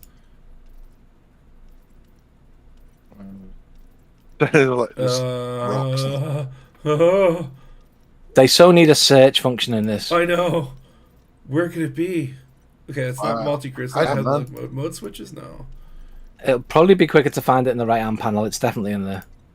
Well, that's what it just says, like hold to toggle, right? And I'm like, well, what do I have to hold? It should just be an on-off button. Yeah. I'm sure you spin there. But that's what I'm saying. In the right-hand panel. It's in the right-hand panel. Okay, where do you say? Is it in flight landing overrides, maybe? Like if you go to ship and then rotational corrected, it's hold input mode. But what's the input? And how do I change that? Well, for me, I've just got rotational control or rotational correction, whatever it is, on-off. That's what I have in my ship. Because yeah, I think there's like something in ship controls. It would be miscellaneous, right? Yeah, it'd be miscellaneous. I'm just like, what's the name of it? Flight miscellaneous. Rotational correction. Oh, it said to F7. Okay. Why did I bind it to F7? Why does it? What's ever bound to F7? Okay, let's see what happens when I. Oh God! So I clicked it and I died. It is now the death button. Oh my God! Yeah.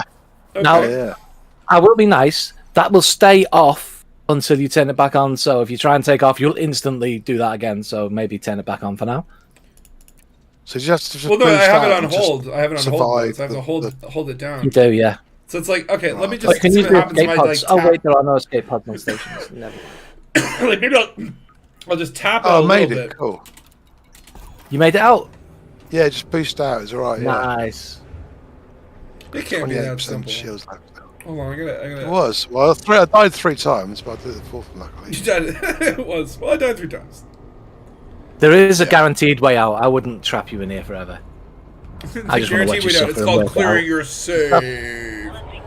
You say? Either, yeah. That's the safest way. Okay. Hold on. I'm gonna just try tapping. This is insane. Okay. Well, yeah. Is it Apex? Yeah, no. Rotation correction is instant death. I can confirm. This is a new type of death. Actually, I've never experienced death like this. If you're in the center, perfectly in the center, you can survive it. We were doing it earlier, but it's definitely vomit inducing. I think I need like prismatics or something to. Some better. No, you can just spin in the middle. Oh, okay. Yeah, I don't know if I want Without to hitting the wall. It hurt me. Why are you hurting me? Why are you hurting me?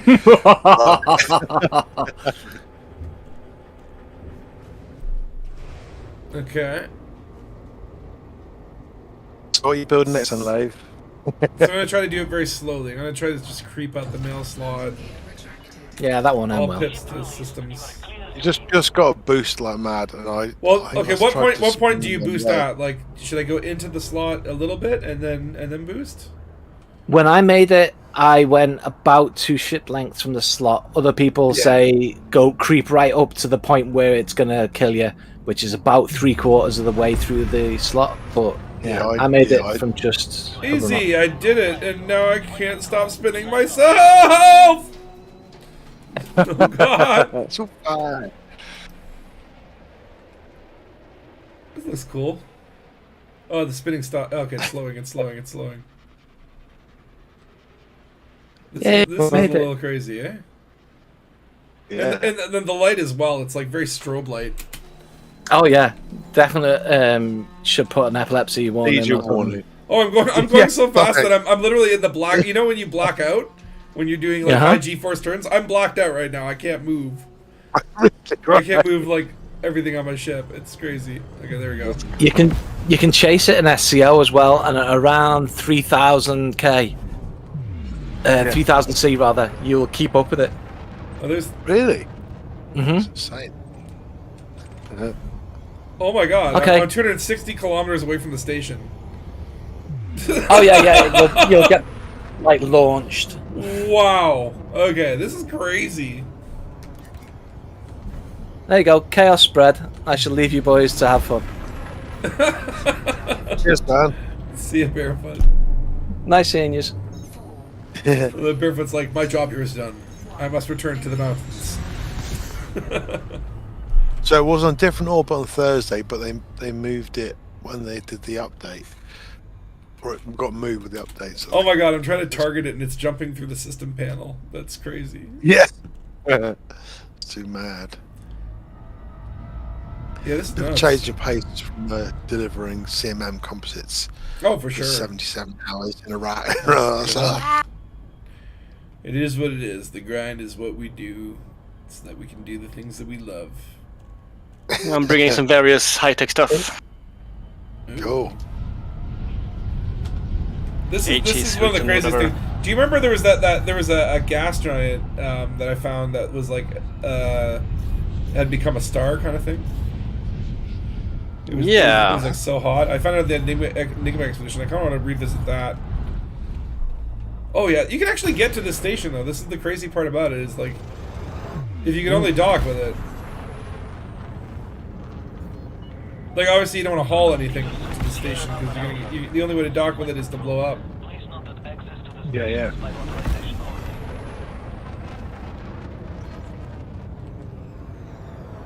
You need to make this a memorial, right? Like, oh, can you rename it?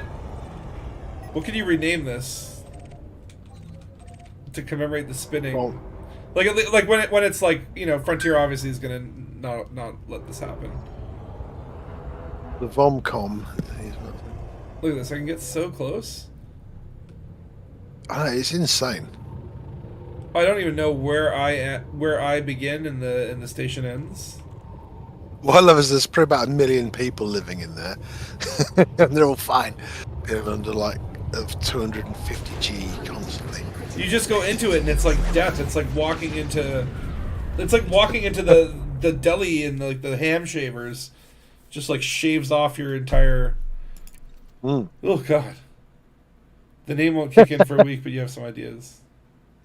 Mm. Drill bit Hotel California. Drill bit, that's great. Vomitorium. Yeah, I like drill bit. Vomit Comet Roach Yeah. Motel. Man, that is crazy. Oh no, I'm gonna redeploy on it. I'm trapped again. Death Star, yeah, right? Well, it's just like it looks like it's doing Death Blossom mode from the last Starfighter. It just kind of goes nuts completely. Okay, can we buy commodities from here? Can we actually get commodities to help with our base? Bio waste. I'm buying some bio waste. Okay, let's see if we can get this bio waste out and home. And we'll say that we built it with like shit that was shaken by 3,000 Gs. It's been completely purified. Yeah. Some of the actual ground settlements do require bio-waste. Do they? Yep. Yeah, the agricultural ones. Yep. Oh, I see, right, yeah. That's how what you Okay. The question is, can I make it out alive?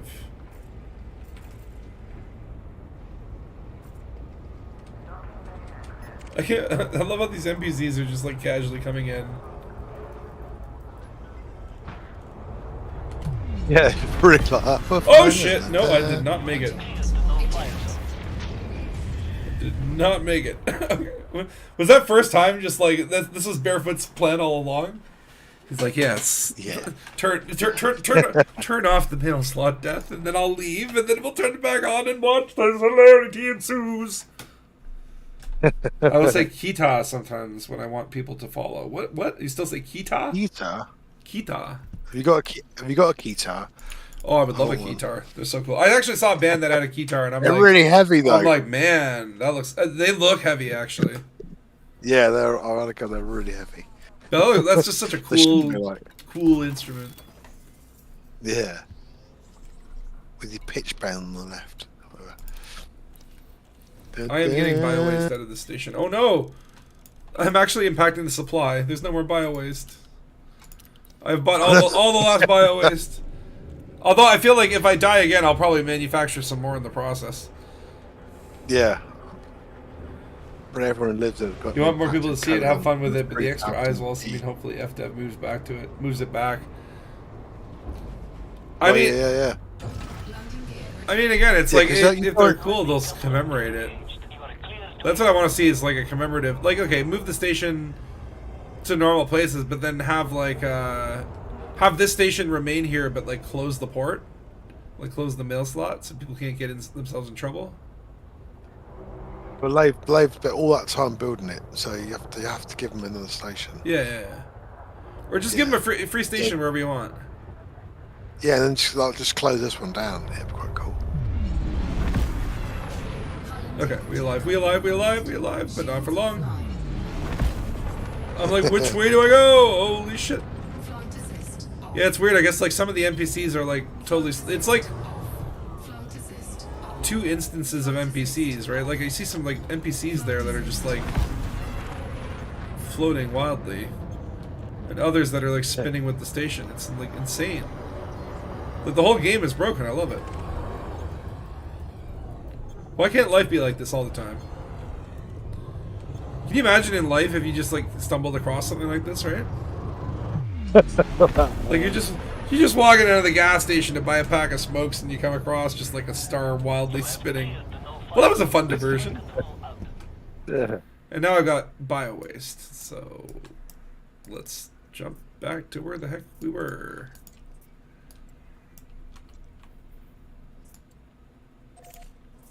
Shields online. This is cool though. Alright, so note to yourself, let's find a neutron star that spins like this and see if we can colonize it.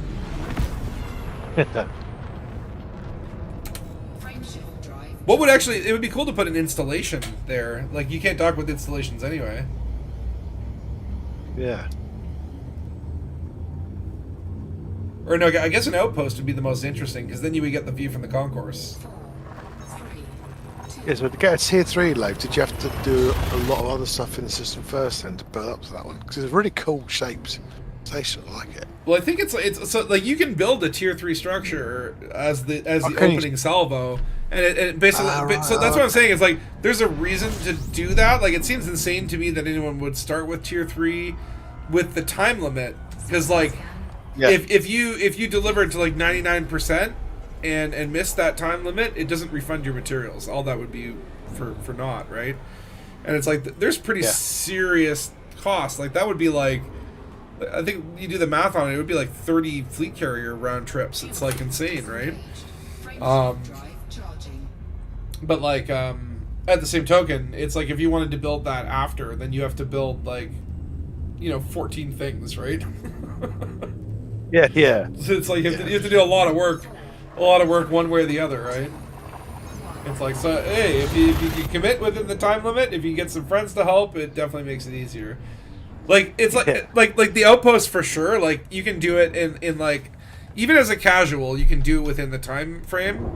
But like if you don't like time limits, like me, like I hate when games put a timer on you and you're just like freaking out because you're like, oh my god. You're like, no. Yeah, like you totally don't need to worry about the outposts. And then like once you get an outpost down, anything you build after that, there's no time limit, so you can be more casual with it, which is nice.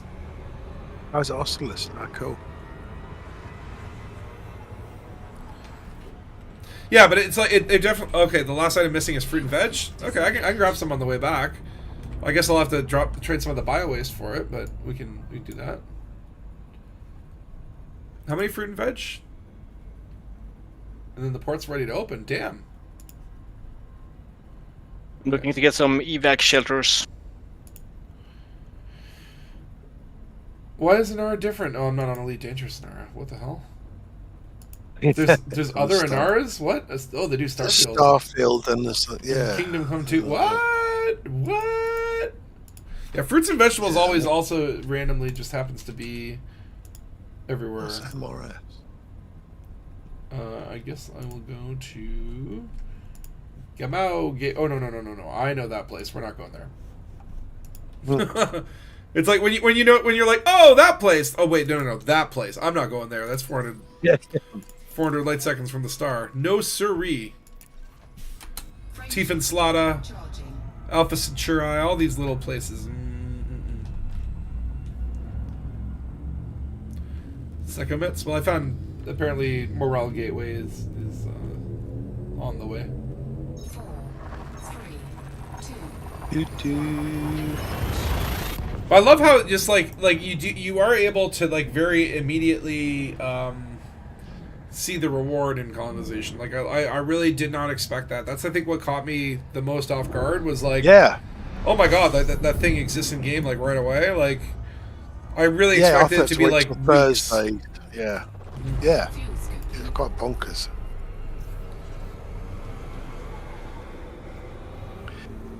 Yeah, I want to open up so you can build it from the Pleiades or from the California Nebula or somewhere. I mean, it's only bubble based at the moment, but like, let's go from somewhere else.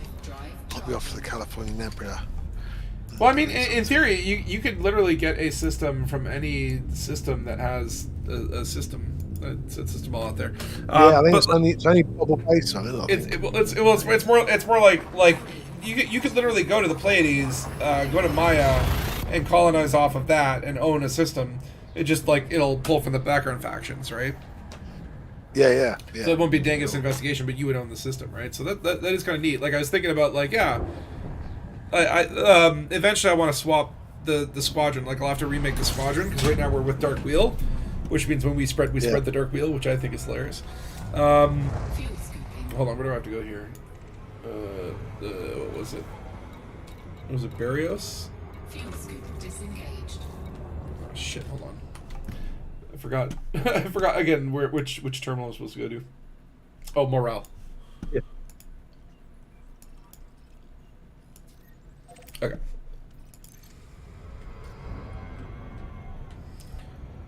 You did all nearly 200k by yourself? You were flying your son's account at the same time for a bit? Damn. Yeah, 200k is quite a lot. Yeah. I mean, definitely, like, I would need a cutter for that. I mean, the cutter... What's the max capacity on the cutter? Dart put it earlier. He said it was... 794, I think? Shieldless. He did put it in. Well, for me, it's like, I got 7... what is it? No, I'm in a Mandalay. What am I talking about? I'm not flying my Type 9 right now. I think it's like 790... I think the Type 9 is the biggest, isn't it? But really? I always keep the yeah, I think it is because they did an update and they made it bigger. But I often have a Guardian booster on it so I can jump a bit further. Yeah, maybe I might have like a size 794 a size 4 and a size 5 slot or something like that. I might be able to fit a little bit more. Cutter is 794 or 784. Okay. So wow, so the Type 9 is the best. Yeah, they did an update, made it the biggest, which is good. Or ish. Because the cut was bigger. I mean, that makes sense. Like, it's a big beast, isn't it? Although there's a lot of space on the pad around it. If you look above a large pad, there's only about half it is the Type 9. well, the cutter's faster though, and prettier. No, I know I might be upsetting a lot of cow lovers out there, but yeah, it's like if you were a kid and grew up in this universe, you'd not look at the Type 9 and be like, I want to fly that. It's like you don't look at a dumpster truck and you're like, I want to be a garbage bin one day. The car is like a flying dildo though. It's well, that's it. It's like you see a cutter go by, you're like, ooh, the sunglasses go down on the bridge of the nose, Yeah. It's like, who's that? And you're wearing a piano key tie, and you have a flock of seagulls haircut, and it's 1987. Yeah. Well, that's a lovely little Earth like there.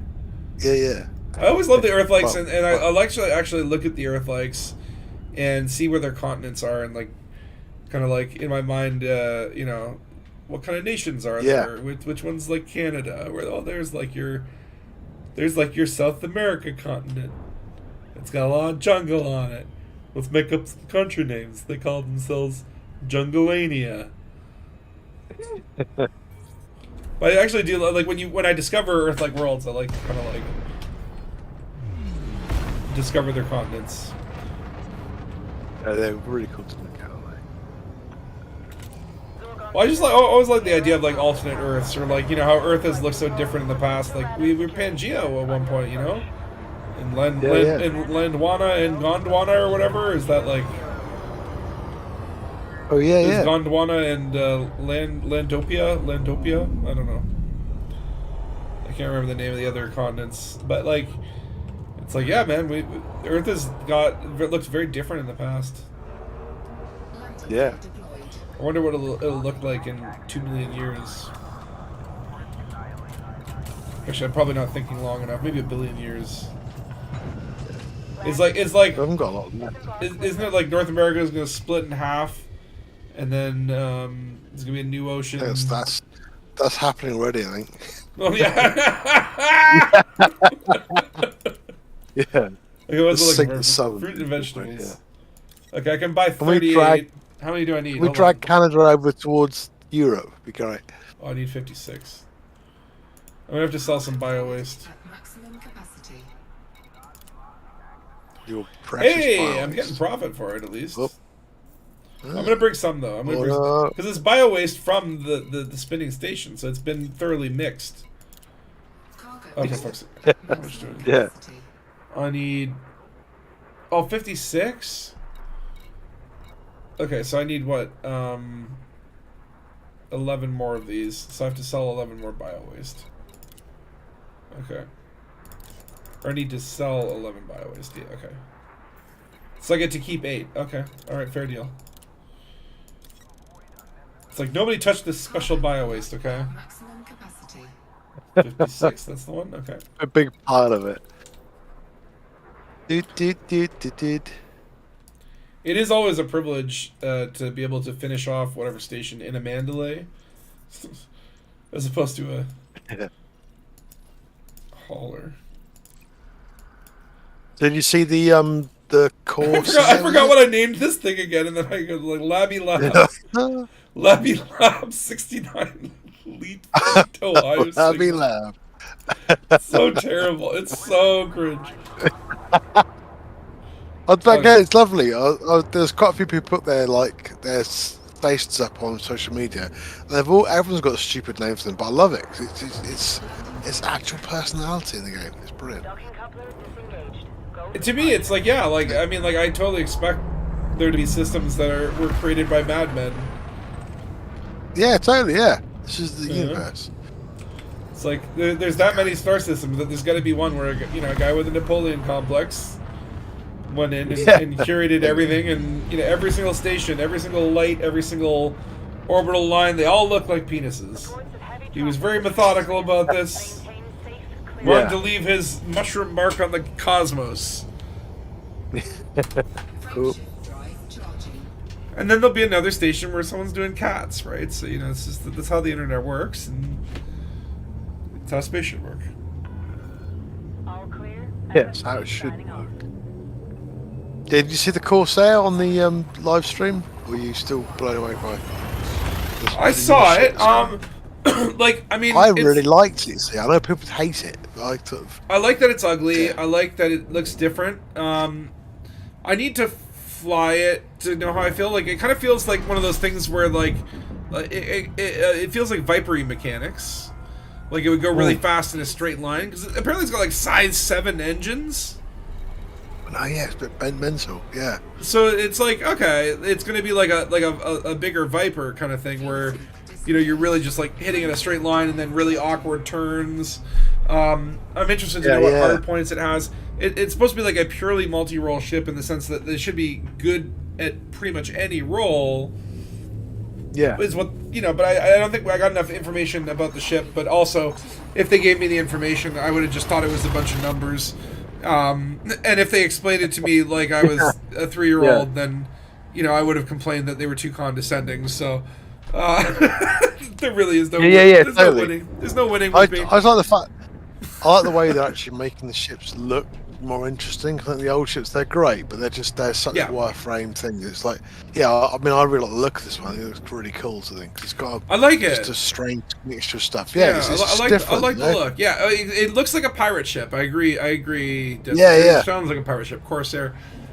I mean, it looks pretty cool. It looks mean, and I like that. But it also looks goofy, like mean and goofy. Yeah, it's got a bit of duck eagle sort of feel to it. It's like a duck trying to attack you, like seriously trying to attack you, and trying to do really damage. Like the Clipper, but the Clipper's annoying because you can't land on outposts and stuff. But I liked it because it's fast and it was felt like a pirate ship. Yeah, I don't fly it that much, but it's like every time I do fly it, I feel like pirating. Yeah, I love it. It's a great shot. I've flown for ages, I think. But yeah, and it's good for screenshots. But yeah, this one looks like it's going to be a good one for screenshots as well. Yeah, I mean, I don't know what I'm looking for in a ship, but it's one of those things where I think like the Python. I always loved. I never liked the Python initially. It wasn't until I truly started flying it that I was like, oh my god, I love the ship, and it just like I think the Python hits you. You know what I mean? Like at a good time in your development as a player, where like once you get the Python, you feel like you've stepped into the big leagues, And so I don't know how with the Python, but I think the Python Mark II looks much fucking better than the Python. It's less multi-role. Yeah. It's more of a fighter. Yeah. So I don't fly it that much unless I'm going fighting. But if I'm fighting, that's what I'm fighting in.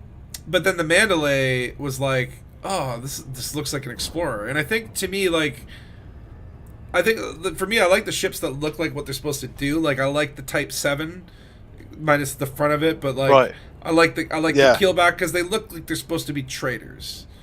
They're made for purpose, right? And the less, it's like if the ship doesn't look, where the hell am I going with this? If the ship looks multi-generic, if it looks like it could do anything, I'm less likely to like it. Yeah, there we go. Spit it out. Yeah, come on, you can do it. But I do like the ship. It does look pretty good. Oh, still okay. I think this one I like it because it looks like it's there for purpose. It's there to be a dick. It looks like it's a dick ship. Like you just, totally, you know what I mean? Like you just go in and you shoot them and then you start running away. It's like it's like this ship is meant for the spicy boys, the spiciest. Yeah, but I think it's gonna be a good one. I'm gonna enjoy it, but I won't probably buy early access at this point unless a ship really speaks to me or really fills a hole in my hollow heart. I'm probably gonna wait. Yeah, I weirdly bought the Cobra Mark 5 and I've flown it about 2 seconds and I just didn't like it. Yeah, the same boost as the old ones. That annoyed me. Oh really? Yeah. Again, it's got the same boost sound. It should have a Mark 5 version of the boost, right? They should do. Yeah, maybe it is, but it doesn't sound the same to me. And I was like, I like noises. Yeah. I like noises. Well, it's just, like, look, I'm calm. gonna spend a lot of my arcs on customization of names, and when they start releasing station skins, which the cosmetics haven't, I guess, got off yet. I'll see you, Lave. You're gonna name your first Corsair launchpad. That's kind of funny. Launchpad to the launchpad. Yeah. I don't know where I was going with that. Okay. What are you saying? You was. I'm about to open the base. I think I see Glitterbeard down there. Sorry, what was I saying? Oh yeah. I can't remember. Ships. Cobra Mark 5. Cobra Mark 5. Yeah, you didn't have a reason for it. I thought I didn't like it, and then you were talking about stuff. Oh yeah. Oh, certainly. And like I would get a Mach. That's exactly how I felt about the Mach 5. Is like I want one. I'll eventually have it, but I don't need it. Like the Python. It was like the first one that they came out with, right? And I was just like, I just want to buy this to show them, hey, if you release new ships, I'll give you money. Like the Python, I bought it as like a political statement. You know what I mean? It was like the opposite of coercion. It's like reverse blackmail, right? You know, it's like I literally just bought it because I'm like, here's something, you did something, give your money, but I also wanted it, right? And then the Mandalay comes, and then the Type 8 comes out, and I'm like, oh, those Superman arms, and honestly, they were all, they were like, good, man. I should have waited on that one. I definitely enjoy it, but I wasn't really flying it much until colonization, and it's just like, okay, I gotta get it at my Type 9. Right, but I like it. But I should have waited. And then the Mandalay came out, and that's the one where it's like, no, I would not gonna wait for that one because this is like, I like it. Yeah. But everything from here on, it's like now they've given me a good outlet where it's like now I can like rename bases and make stupid things sound stupid, and I will pay them so much money for that you don't even want to know. Therefore, I'm not going to do any more ships anymore, probably. Unless something really comes out and it's like, but I gotta. Okay, by the way, this splash screen sucks. I might buy the Corsair because I do like it. What is this bluer splash screen that comes up and it plays music, and the music is very underwhelming, and it just pops up and you can still see the edge of the screen, and this thing, you can't even click it, and then you click on it, and it just put like the music's, at least there's music, but it's like legit. Like, why? Okay, let's leave and come back, and we'll see the. Well, we'll give you a moment, but it could be a bit more exciting. But just like a little like a message or something. I don't know. Just like a logo, it pops up. It's dumb. Yeah. And it's like cool, it would honestly be better if nothing happened, because something happens, it sort of sets the expectation. Where you kind of think, Choco, so how much steel do you have is what Dead Star's asking. Me?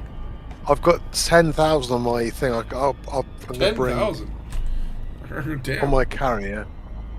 I'll load it up, I'll do this thing. But I'll bring 774 with me.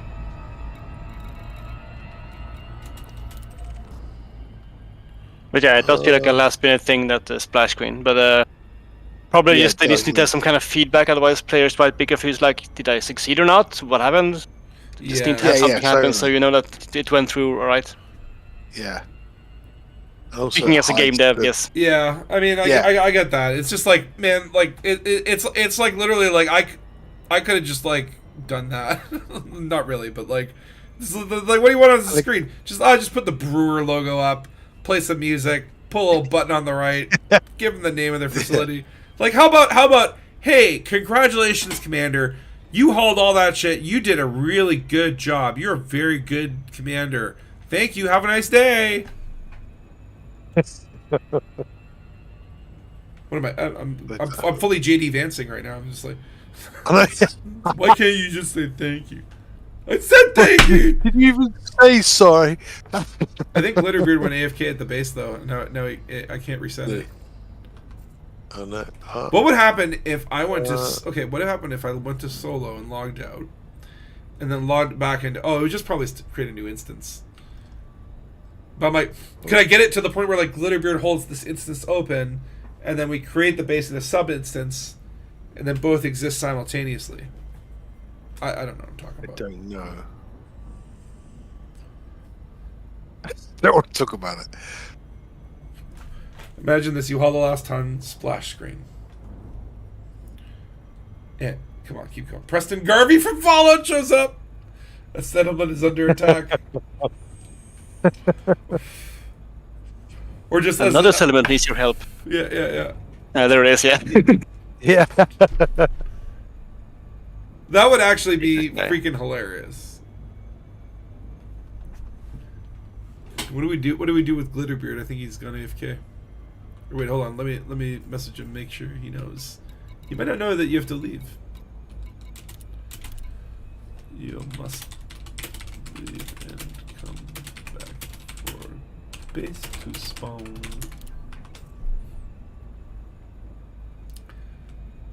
But it's honestly like the way that the settlements are. It's really nice how it's not a huge fucking pain to do these settlements. Like they're like easily accessible or whatever. Yeah, you can attain them without it being too bad, can you? So. Yeah. But again, like I said, the further we go out, the harder it's going to get, I suppose, which would be cool because then that'd be worth setting up a big corridor so you got a big population of things. That's the thing. Until we get out, we're not going to really know how it works. But I like it. Well, Dead Star's telling you if you set up a buy order on your carrier, he can buy the steel from you, make you rich. And, Oh yeah. I forgot. It's only there are 2 runs, and I think we've done it all, mate. I think. Is that all we've got left? Is just the steel? Or is there more to do? I thought.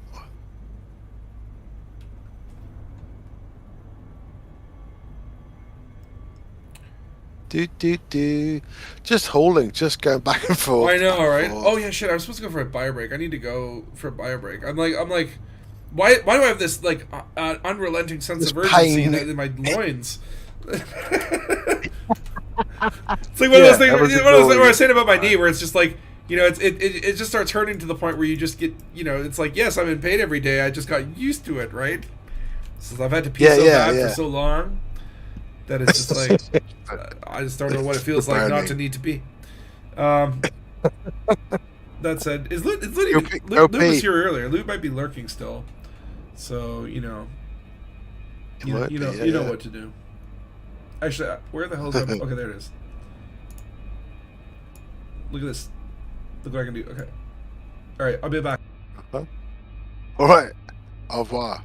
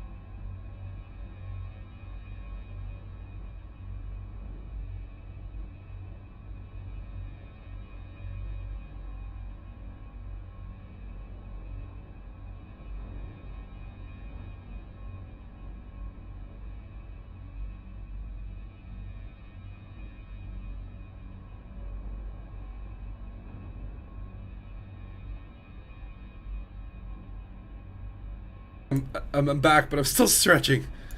I need to stretch after that trading. Oh my god. You don't move for 8 hours. It's like, oh. So I'm going to an X-ray for my knee. Oh, oops, what have I done? Oh yes. Next week or whatever. But I'm gonna be like, just X-ray the shoulder, just so I can post the X-ray of the Elite Dangerous. Just say this. Yeah. Warning. You got to do this. Yeah. Yeah. I think Glitterbeard went AFK, so I'm not gonna get to see the lab yet. Well, it probably looks like every other damn lab. I'll go check it out. I know. Where is he? Hmm? Is he not on? Is he AFK? Okay. I think he's AFK. Where do you need help hauling? I can do like one more haul, and then I'm probably gonna shut it down for the day because I need my bones. We've got steel to boost some. You need steel? Where do you need this? Where do you need it? We've got Hold on. the Dead Stars base, but I've got 2 runs to do, and we should be fine then. I just can't pod set up. I think we're okay. I think. Oh, okay. I don't know. I don't. So what do I do? Do I start? Oh no! Oh, now that I have. Wait. Oh, wait, hold on. You know what I'm gonna have to do this. I'm sorry, Glitterbeard. You've got an AFK. I must remove you from the ring. Oh, you can't do that. Okay, I'll just leave the ring. Oh yeah, if you leave the ring, jump out, and come back in, they all go then. Maybe exactly. Different instant. Exactly, and then you can just invite me back. Yeah. Because I just want to, because I'm like, in order to build, I want to build a research, because this is my like high-tech research labs. This is where the secret Dangus investigation research labs are going to be, where we manufacture all kinds of new flavors and you know, experiments. Yes. Yeah. Experiments on new lickable rocks. But in order to build the tier 2 outpost, you have to have a research base. So this is the research. This is like the pre-requirement. The real work is about to begin. This is the horrible thing about colonization. This is what's horrible about it, is that there's so much to do. Yeah. And it all requires a lot of work. Like it requires a lot of work. Yeah, you could take your time, but man, it's just like there's no better, you know, there's no lack of shit to do anymore. It's not like it's just like the basically they put like the game can never die now. People will continue colonizing for the rest of civilization. I'm sitting there. I've put so much effort in. I need it to last forever. Otherwise, I'm going to go to Cambridge and set fire to their houses. Okay, now I can come back to the team, and I should be okay. The settlement is there. Oh, did Glitterbeard leave the team? No, I left him as well. Oh, everybody left him. So we left his home build team. We all abandoned him. Yeah, because he's a horrible person. What do you mean docking request denied, no pad large enough? I'm a Mandalay. Oh, shit. Okay, maybe they're just like, we know who you are, though. I want to check out this new base. Yeah. Oh, yeah, helpful hint is if you're going to colonize the system and you want first footfall on the planet, do the first footfall before you colonize, because as soon as the colony beacon shows up there, you could no longer do the first footfall stuff. I'll say you don't have to complete it. You say we don't have to complete colonization in the first month, or we can slow down once we get in the space. Nope, it all must be done over a weekend. Or yes. Or David Braber will remove it from reality. Oh, I'm just like, look. Because they may like extremely go, hey, 8,000 settlements in a weekend. That was great, Commander, but that's not what we wanted. Yeah. So now all the prices, all the commodity loads have been quadrupled. Yeah. You know what I mean? Like that could happen. So I'm just like, it's like get it while the going's hot. Get it while it's still young. So this is cool. This is a little base I made. We made it literally in the span of this stream, like from scratch to thingy. It's in a big one, but it's got a nice little hill that kind of up on the base. Like it's interesting how it's sort of inside the buildings. Oh yeah, one of those Odyssey bases. Oh yeah, it's an Odyssey base. Yeah, And it's Dangus owned as well, so I don't want to kill anyone here because they're all buddies. But yeah, I could go in there. Cool. Look at that. We've already got a habitat. I can loot. I stole some shit. But wait, did I really steal it? Because I brought everything here. I hauled this whole. Well, not me alone. You guys helped, but the point is, it's mine. I can take whatever I want. I should have access to all these rooms, but I don't. And where's everybody? Where's all the people? Did they not spawn in initially? I think I do know. They're on passenger ships waiting to come in. Hello? Hello? Anyone? Dangus investigation. We build. Oh, that's a person. Who do we got? Una Potter. Is she gonna say anything? She's gonna scan me and be like, "Oh, none of your warrants involve us. I'm the system architect, bitch." You should be like, "Oh, hey, it's the guy who built this facility. Hey, yeah, thank you. And he's my boss because I work for Dangus Investigations. Oh, look who has a bounty. She's got a bounty. Should I kill her? Is she? I mean, she works for me. Try that again. She's giving me attitude. I don't like this attitude. I am your leader. You're not allowed to use that. Well, now you are no longer employed. Permanently. Yeah. Actually, hold on. Let me collect that bounty. Yeah, how much was it? 10 grand. That's pretty good. I mean, it's sad that she, died for 10 grand. Actually, no, she died for her attitude. That's just the 10 grand is just like how I'm recouping my emotional cost. You've changed much though. Y'all just watched me murder someone viciously. Become a despot now. Tell like your attitude. Look, this is the first murder on this new base is mine. I giveth life and I can taketh it away. And imagine when Vanguard's guild system will come up, people will shape ED in so many ways. I hope that's it, right? It's like you can now basically create your own bubble somewhere and start running missions, and the factions and the stories and the player interactions that will come from all this is going to be amazing. Like, I'm very, very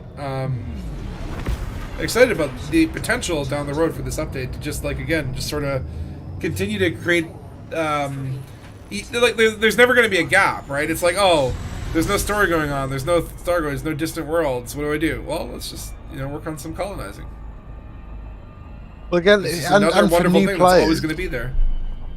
Yeah, for new players in the past, all we do is go, you get a ship and you outfit it, and then now you can get on foot stuff, and then actually you can then find a system and you can build stations, you can build everything. That's quite a crazy leap, isn't it? I think. Yeah. So hopefully it'll bring lots of new players in as well. So I don't have enough construction points to build this facility because I think I need 2. So where does it say that you need 2 tier 3? I just see that I have 1 tier 3 and it's insufficient. So it's either 2 or 3 that I need to build this thing. Right, I see. So in order to get more construction points, I would have... wait, I guess I could do one of these communication instructions. These are not too bad. Yeah, what they look like? Are they cool? Like the satellite installations? Are they out in space, are they? Yeah. Communications actually would be good because that would bring my tech level up, and I'm a high-tech system, so I want to be super tech. I just don't want to build it there. Where would I build it? Maybe here. Or no, on this moon. So let's do a communication station. Was it Phil? He's got 46 things you could build in a system? Wow. Yeah, 47 service settlements, yeah. Yeah, that's amazing. Don't do them all yet, but yeah, that's going to be a bit stressful. I have a lot to do, right? Yeah, you don't have to. You can always go and find somewhere else. I suppose so. And with that, a new orbital construction has started, and it begins again. Oh, God. I know. You can have a little break, really. Have a little rest. Please stop. That was quite easy. It's the end of it feels really fast. Then you start, oh my God. What do you need then for that one?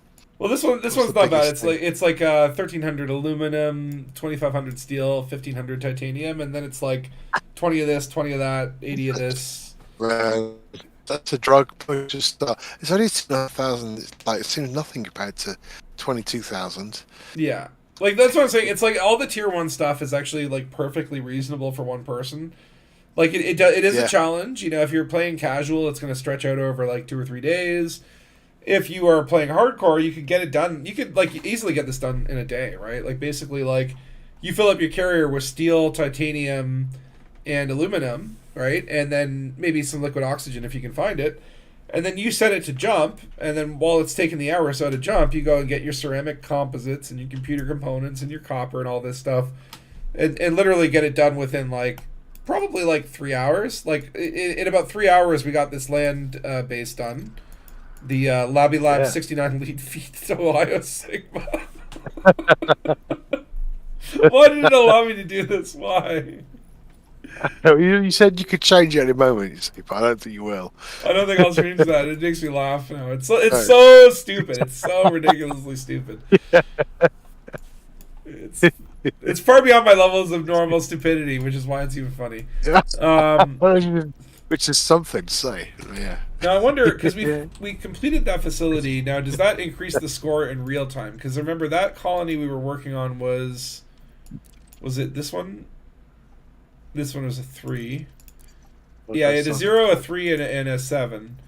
So no, it didn't. Yeah, okay. So this one now has a complete ground-based facility, but its system score is still 3. And I wish there was a little more information here, as opposed to just like how many construction projects. Like, you know, what is the system type or the economy type, or you know. Yeah. It would be. I would like that little extra level. Mm-hmm. But it looks like again, like this whole page is designed to be like, okay, there's 3, 6, 9, 12, maybe 12 to 15 colonies on one page. So I think the expectation here is they really do expect people to go nuts with this. Yeah. But they could have, like, you know, remember Clippy from Word? Clippy, Helpy. A little dictator pops in and tells you how to run your system. If I were you, I would starve them and cool. Everyone's far too happy. Yeah, these ones are cool and too. I actually Dictator. Dictator. Dictator. Dickie instead of Clippy, yeah. Great. Yeah. If you want a top tip from me, I would starve your people and listen to old Dickie. This is what old Dickie says. Yeah, that'd be great. So also, I tested out the how close bases can be. I put down 2 bases in another system, and they're within. Basically, it's like 100-kilometer radius, right? You can kind of see the circle around them, and it's like just the circles kind of touching it. So you could SRV race between them. 100 kilometers, it would be yes. Not between these ones, because one of them's in like a chocolate canyon on a mountain, and the other one's like out in a mountain range beyond it. But if you could find a planet that was very smooth or one that had like a canyon, like you could set up one at one end of the canyon, one at the other end of the canyon, and that'd be really cool. Have like a SRV base to base race, and I would love that. I definitely want to do that. And I suppose even if you could find a canyon and you could put one each end with landing pads, then you could do you could have ship races then, because it'd be like you could take off and land at different places and record the times. That'd be quite cool. Oh man, but I think I'm hoping that, you know, like this year it looks like they're on a good track, right? And you know, there's Sweet Town. I'm gonna go with that. I'm renaming a station to Sweet Town, from Mobulian Town to Sweet Town. Oh, did it not work? Did it not work? Brust Beacon. Oh, what? Rust Beacon. Brust. Brust. Or maybe I have to leave the system app and come back. Is that where I am? Oh, that's where I am. Heisenberg Holdings. This was a random name, but I like that. Yeah, I call that one. That's good. Okay, what should this new one be called? Dish platform? Tepper beacon? What's the little skull thing about then? Is that like a... Huh? Is that a facility type? You're looking at a renamed facility and a little skull below then. Is that the facility type or not? Or is that just a... I've seen a few... I've seen an Inara and look at a station that's a little skull next to it. I don't know if that... I think Black Market. Is it Black Market? Is it? That's what... Oh. Where do you see it though? No, in Inara. Oh, okay. Yeah, in Inara, but you had a screen rig had a little skull on it, but on the rename screen, I don't know. Oh, really? Hold Maybe on. I missaw it. Let me go back in. I didn't know that. It was like, are you sure? Girl. Or maybe I was hallucinating again. Oh, I don't want to rename this. Hold on. Yeah, I don't want to rename this. I want to go to this one. But I think this is really cool. Like, this is just like... Oh, yeah. It's really amazing to see the life breathed into this game again. In a way that, like, whoa! Francisco di Mediata Depot. Oh, yeah, there's a skull. Oh, you know why? You know why it's a skull? It's a skull because that's the type... This is my pirate station. Well, I was about to say, is it the type station? Yeah, this is the so pirate station. That.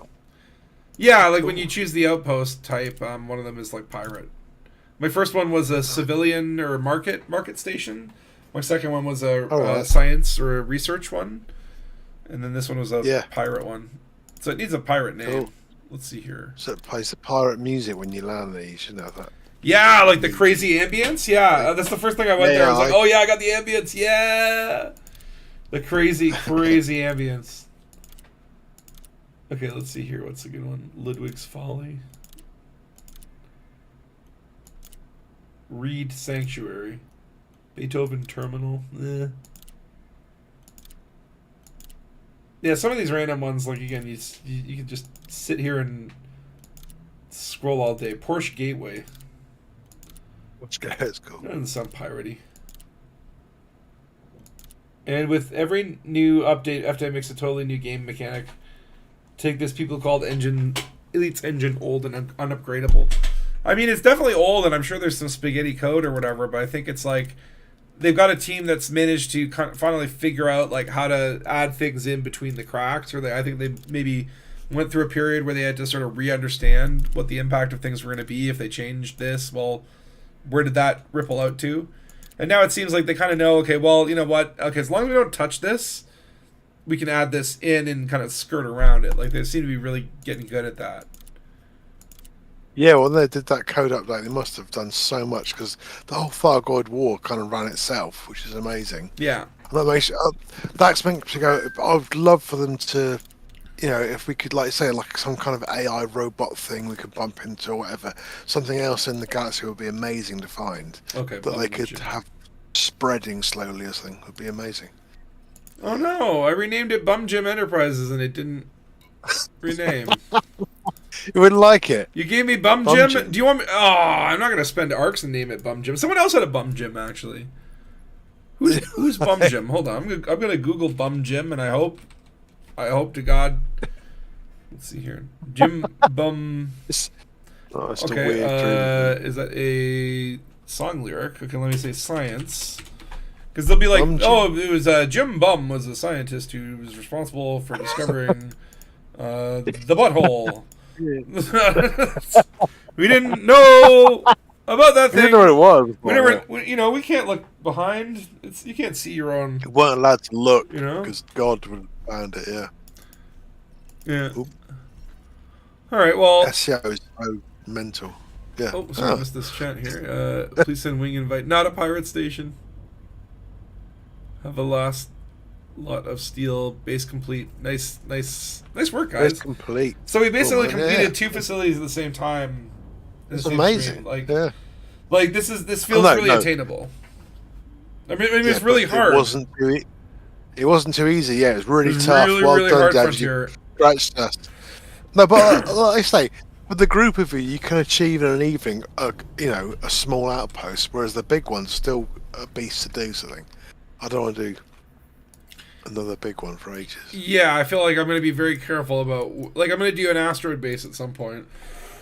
I really want an ice asteroid base. But like, yeah, we really like to say we want to get out there a bit and then go. Let's make a big system. Yeah, I'm like, you know, it's like okay. Let me put it this way. So I heard it was like you can earn up to 5 million and then it starts taxing. And I think like I would like this to balance out fleet carriers, right? So I kind of just like I don't really care about like making like the best systems ever. I'd like to have like 3 or 4 systems that I'm like, oh, I'm really proud of these ones. They're really big and cool, and I put a lot of work into them.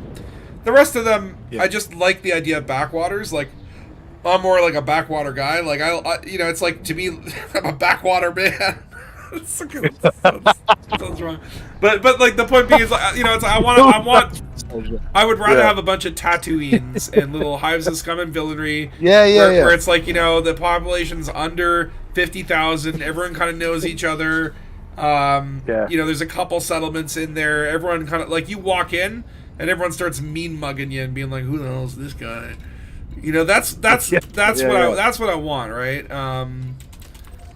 And obviously, you know, you have a couple corporate hubs of industry and intellectual prowess and whatever.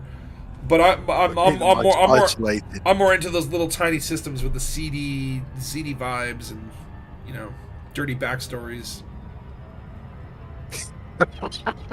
It'll say worse and worse. Yeah, but the idea of having like loads of little outposts with not much going on, like sort of, you know, western towns, and then there's suddenly one system which really worked on, which is probably what's going to happen. But it'd be cool. But again, I think everyone's suddenly realizing it's going to take 7 years to get somewhere. I know this is great. I've dropped my plans for reaching the rim, the galactic rim. Yeah, totally. Yeah, those plans have been retired already. It ain't happening. No, I think even just getting somewhere. Death Star started at asteroid base. Has he? Well, in this system, I was trying to go to sleep. Do you know what I mean? Yeah, that's it. I'm at my limit at this point where I'm like, it's like I want to help other people. I was helping. Heck, Libby has no landing pads for T8. Oh no. Yeah, it's a medium. It's a research base. We don't want haulers there. But it's like I was helping Death Star or whatever. But it's like I really like I'm running into like physical and time capacity issues, not like desire to play. What I love is both of you have just completed a base and then you've instantly put it down. So that's how addictive it is. Right. I mean, it wasn't like tomorrow, Dead Star's just finished. I've just started the Astro Bus. Any help would be great. Yeah. It's like in agony. I need to get up. It's fun and exciting, and you know what? I understand. In a year from now, I will probably be colonizing very casually, right? You know what I mean? Like, I have a feeling like I want to go. Well, that's it, right? Or I'll be dead. But like legit, like it's like I think it's good to just you know you get that fun, you get that excitement, and then you're gonna cool down, and it's gonna become more reasonable, and you won't want to do it all the time, and things will happen. You'll be like, I want to do this. Imagine if the Thargoid War had happened and your systems that were colonized were like being invaded. Oh man, yeah. Right. So that's where I think I think they want us to colonize, and they want us to colonize a lot because the next time they do a war, when the Guardians, the Thargoids, and all that shit. If they come and hit the middle of the bubble, then we're all safe, aren't we? Yeah, it's pretty good. Yeah, they could go for it. That'd be great. Labia has 69 has no landing pads for Type 8. I just landed there while under construction. Lol. Call the next station Love Fist. Oh my god.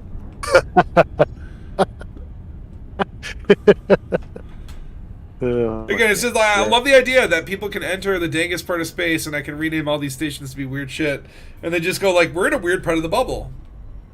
Yeah, totally. Yeah, I like that. You know, I'm gonna show you all a sweet relay. I built this relay. I wish, just like you know, the stations you can see who participated in it. You can't do that with relays or ground bases. Like only the stations have the local news. All right. Okay. Which is like, so I don't know if anyone helped me with this, but thank you if you did. But it's like, I love it. The thing that looks like a giant blender. And they got agricultural domes, and they got little fences. I believe not here, but there's at the bar or whatever. There's actually like satellites that have data or engineering data. But it's cool, man. I mean, like, to see this system sort of like, it was literally nothing a week or so ago. Now it has a bar. It has a couple space bases. It has, like, it's all starting to come together. And I think it's just, like, a really bright, optimistic future. Yeah, it's cool. I love it. This is just like, cut to 1 year later. I don't like this anymore. I can't stop. Yeah. I've colonized everything. There's nothing more. Yeah. We've only done 3% of the galaxy now. It'll be fine. It's going to take a lot of work so you can finish it by morning. For me, that would be great. Oh my god. I see a lot of those requests coming. It's like, look, I'll help whatever I can help. They definitely raise those requests, but we need to get organized. We need the third-party tool constructors to build us a tool that we can like help organize each other with. You know what I mean? That'd be nice. Yeah, but the making squad thingies, vanguards, because I got all the third-party tools made it. Someone's making a expansion notepad, isn't there? I think the Trail Blazin notepad someone's going to do, so you can copy everything across really quickly. Should be cool. In the nav panel, it says lobby has the right landing pad. I don't know. Maybe the game's confused. I think everything's a little confusing. Actually, hold on. I want to see if Yeah, totally. Just before I leave, because I gotta shut down the stream soon. But I want to see if this thing looks as weird as it did. Well, no, not this one. Was it this one? Right. Yeah, like I say, because it almost feels like I can go in and look at what's been built, look at it, but I need to be able to pin it, so I can just go on my left panel, go transactions, and I can go transactions, and there'll be one of the whatever I'm working on, a list of the place I'm working on, and what I need, because that would be great. Yeah, a shopping list would be the most amazing thing. But yeah, well, exactly. Something that live tool that updates from the game logs, and it's like, like something again, even where it's like you can put in a system name and it'll show you like what projects are happening there, and you can be like, okay, I'm going to sign up and I'll take care of aluminum and steel. You know what I mean? So that other people don't double dip on the commodities. I mean, look, I think there's going to be a lot of opportunity for the third party guys to come in, but also at the same time, like, I think that's what they're kind of planning with Vanguard. It sounds like Vanguard will marry power play and the BGS and squadrons and colonization in some sort of way. So, I mean, it'd be interesting to see. We don't have to wait that long for it. Just a few months of grueling, confusing. But you know what? But it's like, you know what? This has always been the elite way. When I started, we didn't have advanced discovery scanners and FSS. We had to scan each thing with our own goddamn eyeballs. And you know what? I'm a better pilot for it this day. These kids signing up and starting elite in 7 months go right into colonization on day one. They got it easy. We'll struggle through this dark period because of the stories and character that it will give and all that. And people can tell by the way we walk that we play this game, because our backs are broken and our shoulders are clenched and everything. It'd be great. Were you parrying? Were you parrying the BGs on that? You can tell by the way I move my walk. I got a broken back. I'm a Trail Blazin man. Gotta haul some commodities, some CMMs. Some I will have to write the song now. I'm a backwater guy. I'm a backwater guy. I'm just like.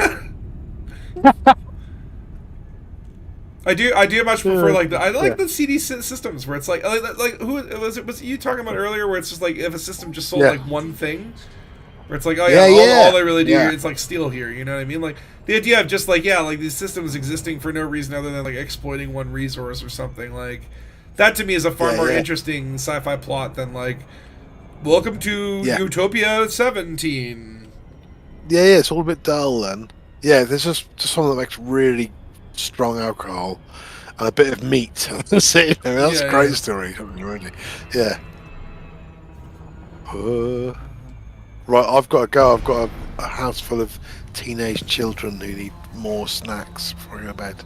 They do need feeding sometimes. Well, thank you for joining, Takoso. It was good to see you. By the way, Good listening. fun, man. It's really good. Love the stuff I listened to the other day. I won't say much more. They're all. I've got much better versions now because they're all sort of half-assed versions. Oh no, getting there. Yeah, no, man. The ideas are great though. Fun. I look forward to it. But yeah, I'm probably. Oh, shit. Oh, shit. Okay. Yeah, this is the thing I'm working on. But anyway, I'm actually gonna drop off now as well because my arm needs to rest. But hopefully you guys all enjoyed the stream. I will see y'all next Saturday, maybe through the week. If y'all want to haul, come haul for me. Come haul for Dead Star. Haul. Everyone, get in your haulers. Let's get some cargo moving. Let's get the freaking shit on my truck. Get this shit on my truck.